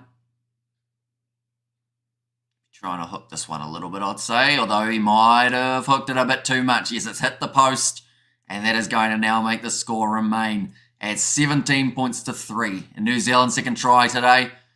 Chiefs, they are just talking about their review that Vunipola is an absolute incompetent fool. You know exactly what he did. He protested the card. He was lucky to get. There was a red all day. Upgraded, says Stephen G. Yep, they've given a red card. No mitigation. I said it right when it happened. I said, good luck, Vunipola. You're missing the first couple games of the Rugby World Cup. The second week running, we see one upgraded. Wonder whether or not he's going to go through the same people that Owen Farrell did. He'll be playing next week. It's a joke. It's been upgraded to a red card. Will Money get better than DuPont? They're different positions, so it makes it hard to judge. Kicking department, DuPont is still pretty solid. And God, England are a really poor side. They should really have a good think about sending them English girls to the World Cup. Might do a bit better. Says Dennis. Yeah, the charge in, shoulder, no armrest. And he was complaining about it. What idiot does that, says Connor. And Billy will have a nice rest for the semi, says Crumpus. Now Ireland, they have got their man advantage for the rest of this game. I know the box, I like to moan about refs, but I think we have a shout today. Says Fleshin. And also, hey guys, smash that like button if you're new. Subscribe to the channel. Lots of rugby to be streamed. Says Birdie V. Yeah, plenty more rugby coming up, including France taking on Fiji, which will be the game taking place in only about an hour and 15 minutes time. We are an hour from the start of that live stream though. So be sure if you haven't already to hit that subscribe button. Andy Farrell, he's looking disappointed, even though his side is not the one who did end up with that red card. He's probably disappointed with the fact that they haven't been able to get that momentum as much as they would have liked. Tyke Furlong now making his way off the field in the 57th minute. Cheers, Hamish, says David the Mod. Nice early morning start for yourself, David. Thrown in, taken by a Toje. Jamie George at the back, trying to roll towards it. England have actually played better with less men on the field in past weeks, so this could be interesting. And thanks for the reminder, always liking it midway through the stream. Says Sighted, close to the touchline. Jamie George running out of space, but manages to just stay in the field of play, although now the touch judge says otherwise. I think they're a little bit confused there, England. Jamie George is going, I thought I was in the field of play. Will you be wearing the All Blacks top during the World Cup games? I will probably instead be wearing the suit, to be honest. I don't think we'll be wearing an AB's kit throughout it in England. Have more disqualified World Cup players than Spain, says Gareth. Yeah, mate, some great games on this morning and some space for England to play with less players, says Krampus. It's going to be slapped back. England managed to get the line out again against the feed. Big run from Joe Marchant. About 15 extra metres made. Danny Kerr back across now into the hands of Ollie Chisholm. Made his way on the field. Earlier on, Manu Tuolangi trying to break through. Finds the offload away to Danny Kerr. Now it seems like England are starting to ramp up. Like I mentioned, when they play with 14, they actually seem to have better momentum. Ben Earl breaks through the tackle of Herring. Tackled by Finley Bill and ball bounces out the back. Jamie George gets it off to Joe Marler for his first touch of this match. Ford back to Elliot Daly. Anthony Watson out on the wing. James Lowe misses the tackle. It looks like two Irish players injured in one crack there. And there might have been a knock on. Looks like a clash of heads between Bundy Arkey and James Lowe. Two try scorers in this game. Lexit with AB Silverfern, Lapel, no grey. Says Tom, and I watching from Gran Canaria. Hopefully I said that correctly. From plays there. James Lowe saying he's all right. Argentines must be licking their lips. This England side is absolutely bad. Says Alfie. Oh, James Lowe has eaten Bundy Arkey's forehead there. And not like eaten it like, oh, I'll have a little nibble. He has chomped down. He almost swallowed Bundy Arkey's head. That's an interesting sentence. Hello, anyone who's just tuning in. We're talking about the rugby, of course. Italy are now 43, Romania 7, says Richard. The Grenadines in the East Caribbean, says Tom. Looks like all the players back up to their feet. I don't know if we'll see an HIA for either Lowe or Arkey at this stage. It might be Hungary, says Dennis. And scrum practice is easy in Ireland. Drop on the Euro. Or drop a Euro on the street and watch the scrum pack in, says Gareth. And English lawyers are going to have a good financial year, says Jan. So far we've seen 625 metres made by Ireland compared to the 355 for England. What does that warrant, or does that warrant a red card too, says Mojo? Not in this case because they were teammates rather than being on the opposite sides. And England, Argentina, Australia and Fiji, an easy pull side, says 123 MS. And what did you just say, says Albert? Swallowed Arkey's head, always on point, Hamish, says it was Nazi Williams. Arkey and Lowe need to be sent for an HIA. It's ridiculous. They are still on the field, says Mountains of Asylum. I assume they're going to review them, but surely one of them at least had to go off. Right, here we go. Keith Earls is about to make his way onto the field. South Africa Kiwi final, I reckon, says Andrew. An HIA, though. Right. It looks like Keith Earls, he is going to bring up his 100th test match. He's coming on the field for James Lowe. I should mention it looks like they are actually going to make another change here at number 22. So perhaps we are going to see both men go off for the HIAs. And think of the welfare, and they should get an HIA. I believe that is what they are doing now. Is the Irish jersey cheating? It's almost camouflage, says Gareth. I mean, their away kit certainly isn't it? I feel like a lot of people aren't happy with the away kit for the Irish in this one. He is the epitome of a good teammate, is the comment we have just heard from the commentator in the box. And James O'Sider for trying to eat teammate, unsportsmanlike behaviour. Yeah, I feel like it's one of those ones that ideally you don't want to be eating your team. And ideally you don't want to be eating anyone, do you? I feel like any cannibals that we have watching will just dislike now because we offended them. It's going to be Maro Itoje slapping it back now to Kyle Sinclair. Brumps, or almost gets through the tackle of Kian Prendergast. And must be free food and beer. Kiwi's going off. Couple metres out from the line, Ben Earl. Driven back to 5, Danny Keir. Tuolangi wants it. Hits it up. Tackled there by Bellum. Another flat ball. This is looking better for England. Just next to the breakdown, Danny Keir. Out wide of Ben Earl. Tackled by Keith Earls, who tries to get in over the ball. Has lost his footing though. And there's no way Aussie get out of the group. See his fleshing.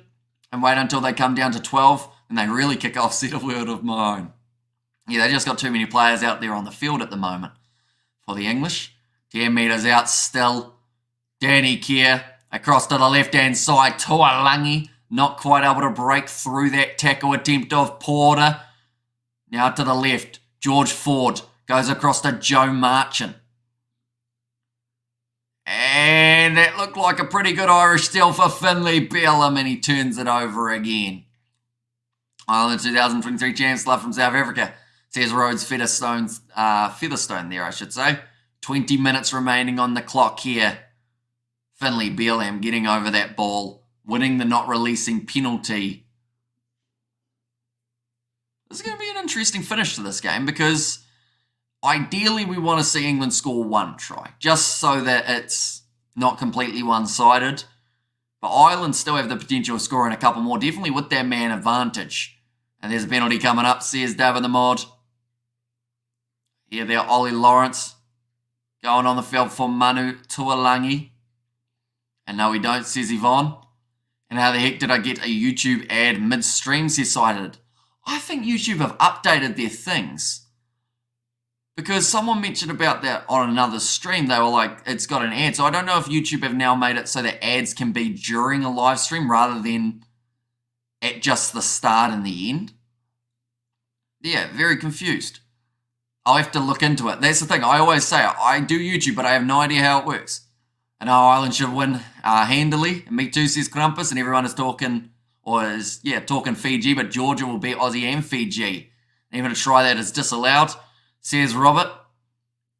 Now, Courtney Laws, he's almost held up there. Good bit of work from McCarthy. Now offload away from Maro Itoje, kicked him behind by Danny Keir.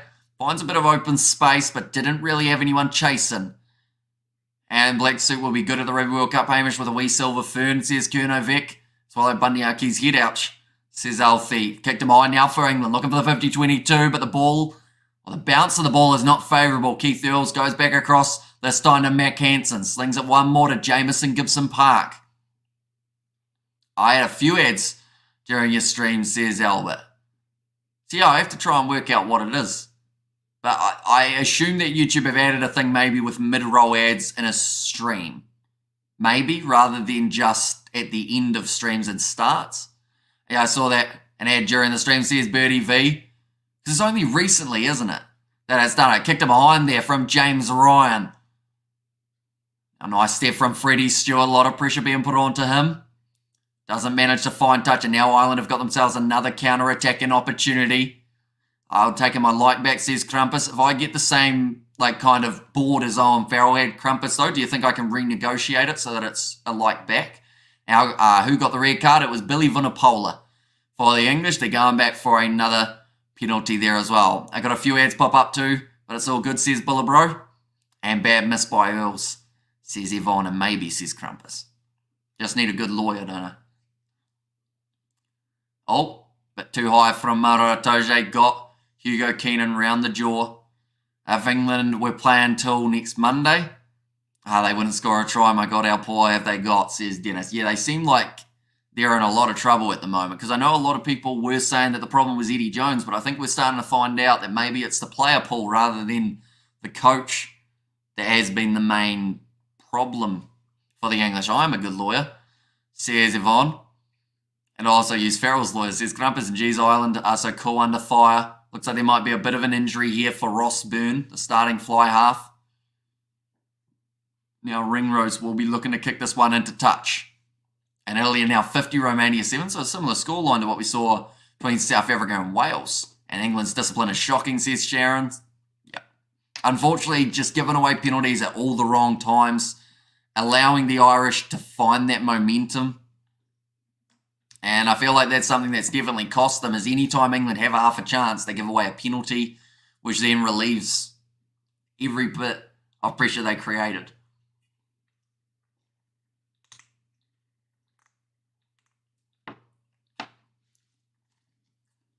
Nicely thrown in to the back to Tyg Byrne. Now Prendergast hits it up. Eddie was never the problem, says Jan.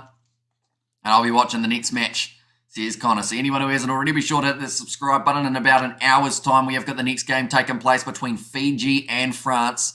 So be sure to keep an eye out for that. Sebastian is having a meltdown over the Romania game, says Grant. I can imagine he won't be too happy with the Romanian performance. Definitely not with the Rugby World Cup just around the corner that they will have to worry about. Now, around the side island, 2 metres from the line. Do they want to use the big forwards, or do they go out wide? Prendergast goes off to Jameson Gibson Park. Here comes the set play, wide skip pass out to Mac Hansen, and he'll score again. It's going to be the 3rd try of the match now for the Irish. I'll be very happy with that. 3rd or 4th try? I think it's 3rd. Oh, it might be 4th. And Ireland, you would say unimpressive given state on England in the scoreline. How Farrell got his red card overturned is beyond me, says Sharon. And all tries on the far wing, says Gareth. Try for the boys in green, and here's a try, says David. Brilliant work. Another try, this time coming for Mac Hansen of the Irish. 15 minutes remaining, and I don't think they've finished scoring as of yet. And open those floodgates, says Yvonne. And 4 away from the 100 likes. Let's go, guys, says Birdie V. So yeah, anyone who hasn't already, be sure to leave a like and subscribe to the channel. It's hugely appreciated, you guys all being here for these streams. We've got another one between France and Fiji in an hour's time. In fact, it's getting closer to 45 minutes now till that stream. I'm wondering whether or not I will have time to cook something to eat in between streams. I feel like it might be a little bit too close to Morse has said, England, you're pathetic. And Hansen has an incredible step, says Yvonne. I seriously hope Ireland don't bridesmaid this Rugby World Cup again. Ross Byrne now, though. Line up the kick to give them that little bit more of a lead. Isn't that the best day off the kicking tee? Sitting 1 from 3. Make that 1 from 4. I mean, 25% kicking at the moment. Stewart at 15 has easily been stepped twice today, says Albert.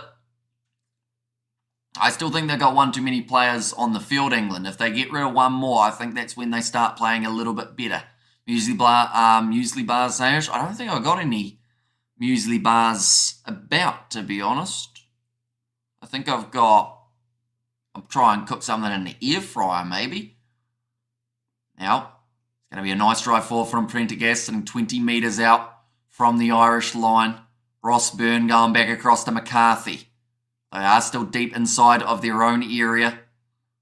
Now looking for the cross kick. This could be 50-3. Order KFC, says, was there from Brian. And you must please tell us where on the field it has taken place, says Chris. So they were inside their 22. They kicked it downfield, and now the English have got the ball 40 metres out from the line. That is a forward pass from Anthony Watson. In fact, it might have been Ollie Lawrence. I should say, and we got a donation from Sharon saying, get Uber Eats, lol. Sadly, this is going to be a very sad story. We do not have Uber Eats where I am. Because I live in such a small town, we don't even have like deliveries or anything. But I am going 30 minutes up the road later on today, so I feel like I will get lunch. But the funny thing is that KFC 30 minutes away is closed at the moment for renovation, but I'll find something up there. I feel like an all-day breakfast. Some sausages, eggs, bit of bacon. Sorry, vegans. Also a bit of toast as well. Can't go wrong. I'll start a delivery business in New Zealand. Well, we already have delivery businesses. It's just where I am, there's only like 4,000 people, so they go, nah, don't really need it. And players currently between the English try line and the Irish try line. Smart. My hometown is like that too, says Sharon. So yeah, it's 30 minutes to the closest like proper fast food establishment, I guess. But yeah, we'll be heading up there today. England end up with the ball now. Another chance to try and find their way over the try line. Joe Marchant trying to crawl his way forward with the man on his leg named Hugo Keenan going to the left-hand side. Courtney Laws. Nice step there from George Ford. Picking it up quickly was Ollie Chisholm. Looking to pick and go and keep this momentum rolling for England. Here comes Ollie Lawrence. Not quite able to go through. 10 metres from the line though now. Danny Kerr off to Chisholm again. Oh, we have got there. Have you ever had Nando's? I have not, believe it or not. Oh, I might have had Nando's chips, but I feel like that's like saying, like, you've been to KFC and you had a coleslaw. It's not quite what you're supposed to get, is it? Then have a braai. That's what we do in South Africa. No need to drive, says Johan. That is going to be another Irish penalty. In fact, that one's been held up as a rolling maul, which means it is going to be the scrum. We have got there, what you got, no food delivery service. Sorry, Amy, says BDV. Yeah, none at all. We can go get food, like we got a supermarket, but we have to get it ourselves. And Mulsbury, South Africa, has also about 4,000 people, but do delivery. Says Marthinus, you need to have black and white pudding in your with your breakfast. Says Giddy Giddy. So Bundyaki will be continuing his shift. He did almost go off the field for an HIA earlier on, but James Lowe instead was the man who did make way. In fact, now they are going to be bringing Bundyaki back on, so I assume he passed his HIA, and now Ross Byrne goes off. And England not doing much in the danger zone. Yeah, the problem is they've been inside of the 22. They just haven't been able to do anything with it once they're in there. Talk all day about, will you please talking about food? I can eat a small child now, says Dennis. We've got a new member on the channel as well, Kenneth Farnsworth. Hopefully I've said the last name correctly. Thank you very much, mate. Usually appreciated hitting that membership button. You now have access to the exclusive emojis on the channel, including one of my face going, I think is the emoji that we've got at the moment, and another one of the Kiwi lads going, you're welcome. I guess, and England being methodically dismantled by the Irish. And maybe England better with 11 on the field, says Dom. But now James Ryan, he will also be coming off the field. 11 minutes remaining. The skipper put in a decent shift for this game. Irish supporters looking relatively happy, but I'm sure they would have liked to see a few more tries being scored in this game. Maybe not quite as many as anticipated. England are bad, honestly speaking, says Alfie. And also we have got there Marcus Smith has some fancy boot work. I should see some kicking now. And did Ireland not convert that last try? They did not, unfortunately. Just once again missing away to the left-hand side for Ross Byrne. So I'm wondering who's going to be the kicker now. Maybe Keenan? No, that's a knock-on. In fact, no, I know who it's going to be. It's going to be the number 22, Crowley. And if Ireland play like this against the Scots, they will be in a spot, says Gareth. Also, we have got there, how's it going, mate, from David the Mob. But 10 minutes remaining. England inside of the Irish 22 again. Are we going to see a try for England in this game? Yes or no? Do let me know in the chat. Let's see whether or not we can get it right. I'm going to say yes. I'm hopeful. I said it earlier on. I want to see one try from England just to give them something in this game. So Hamish, you got all the takeaway food outlets in your area but no delivery service, or the takeaway outfits that we've got is a fish and chip shop and then also a place that serves Indian. I think that's our only two places that have takeaways. So yeah, they don't deliver. And if no, says Bonnie. No, says Yvonne. Nah. No, says Dennis. If Ireland don't get their stuff together, no, says Nuzzy. Am I the only one who wouldn't mind England scoring once? Just once. Like, it's not going to win them the game. Here comes Ben Earls going off. 10 metres out from the line. Now Danny Kerr off to the left. Rush defence there from Mac Hansen, shutting down Joe Marchant before he got his momentum flowing. Now Danny Kerr looking to take the quick tap, and he has done just that. Looking for the pass. He's been out by Gary Ringrose. So it's against going across. Oh, Ringrose was doing a little bit of the stanky leg there as he was trying to get back to his feet. Hopefully he's going to be all right.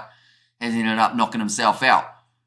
Now only a couple of metres out from the line here for England. Surely now is their chance. Round the side, Kyle Sinclair, that's on the line, I think. It is the try for England. They've done something in this game. I want England to get a try.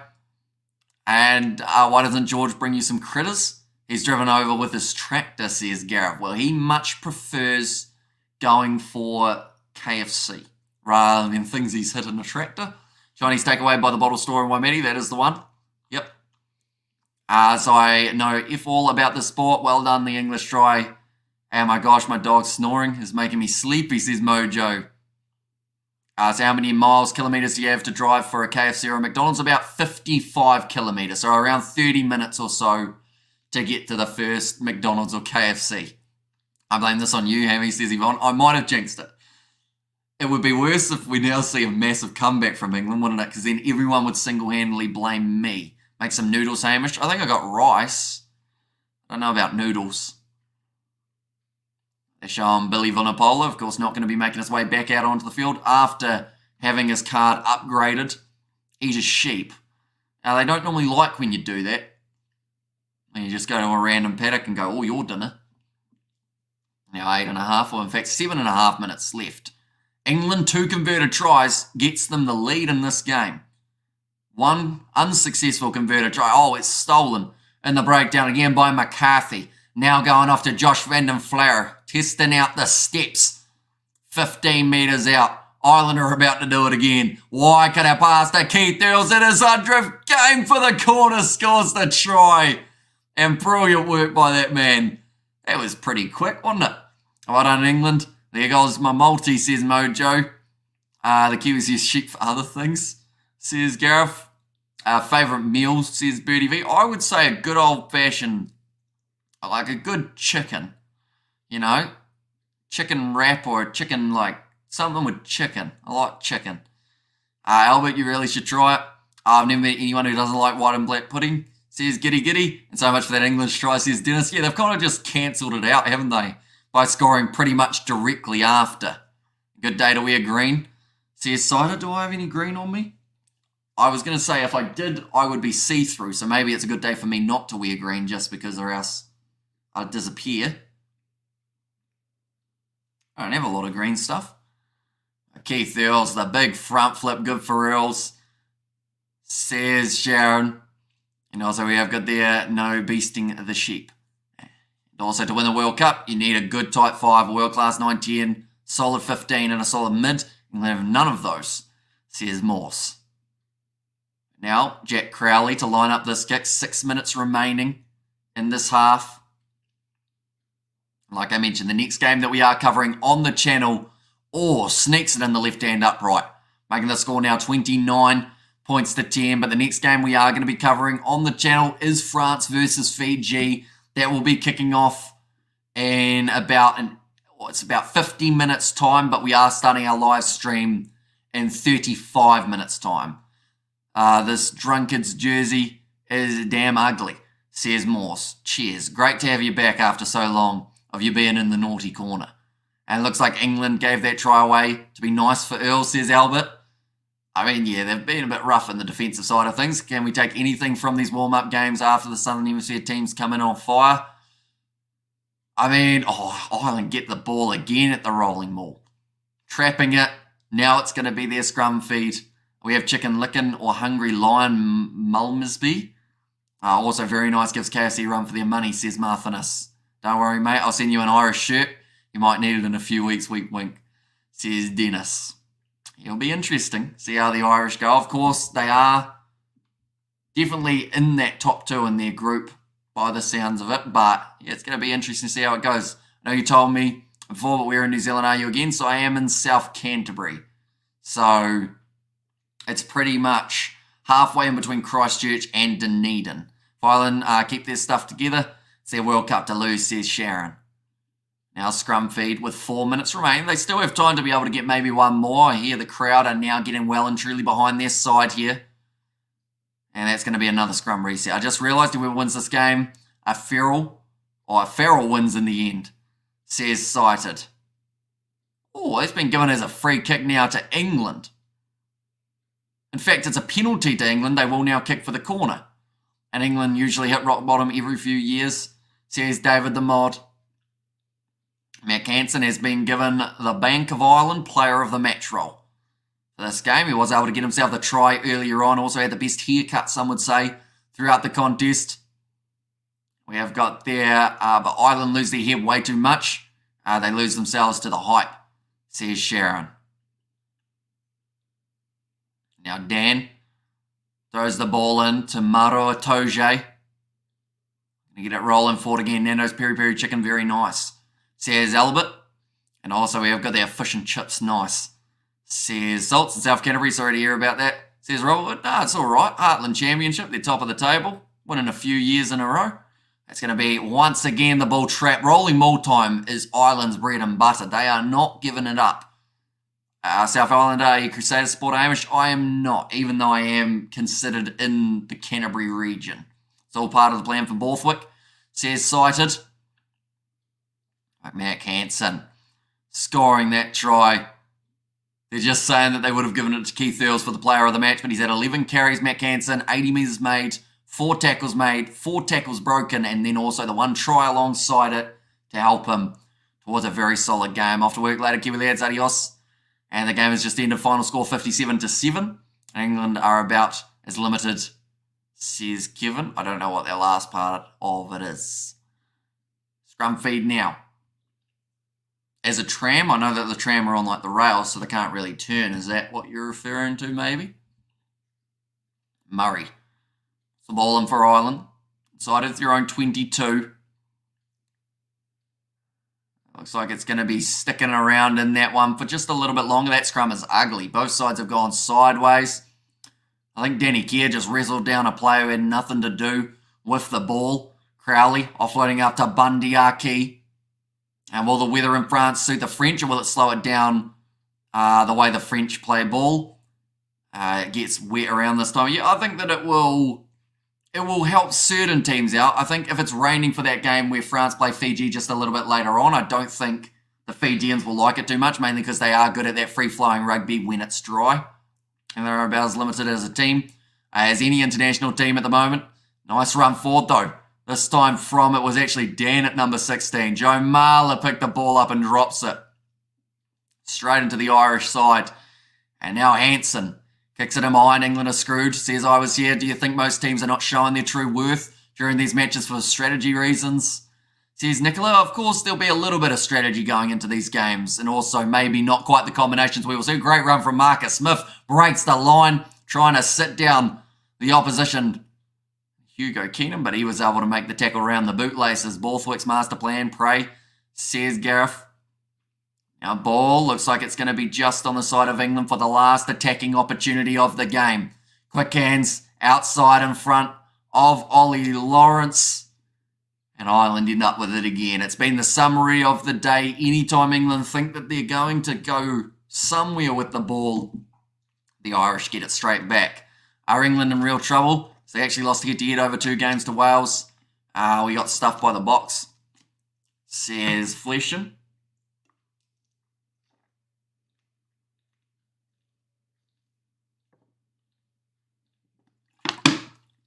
It'll be interesting because they've got another game next week up against Fiji. And that game, I think, will be a real tester for them as well.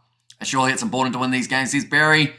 I mean, it's important to win them, but it's also important in the overall scheme of things to work out your combinations. And there is going to be times that you do get it wrong.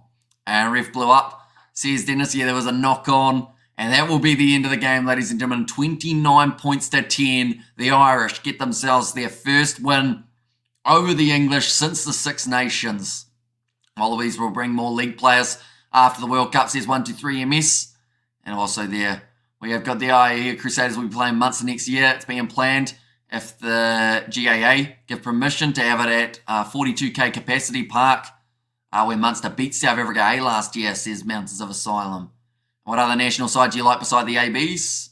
I mean, to be honest, like, people assume because I'm from New Zealand that I only support the All Blacks, but I'm probably about the most impartial rugby person that I know in New Zealand, like, mainly because from doing so many commentaries, I get used to calling games straight down the middle. Whether or not the All Blacks are playing well or badly, I will let you know about it.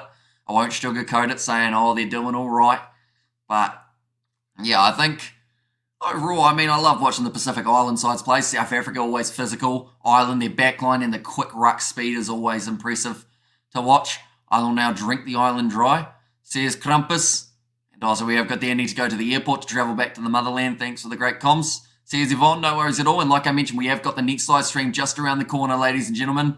It is going to be France taking on Fiji. That one will be kicking off at 7:05 a.m. New Zealand time. So in about 45 minutes, but we will be, before that stage, letting you know a little bit in a preview or in a little bit of a build-up, which is taking place from about 30 minutes time. But nonetheless, these are the games that are taking place next week. We are covering New Zealand, South Africa, England versus Fiji. Not too sure out of these two as of yet which game will be being covered. And then Ireland versus Samoa alongside France versus Australia. But I do thank you all very much for tuning in. 29 points to 10, the end score.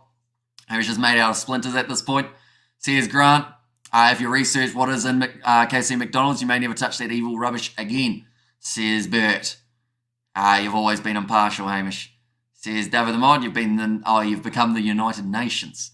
And also Danky says Robert, and cheers, mate, from Birdie and David. But nonetheless, thank you all very much for tuning in. I will see you back here in about 30 minutes time for that next game taking place between Fiji and also the French. But thank you all very much for tuning in. If you are new, hit that subscribe button. We'll see you all for the next one.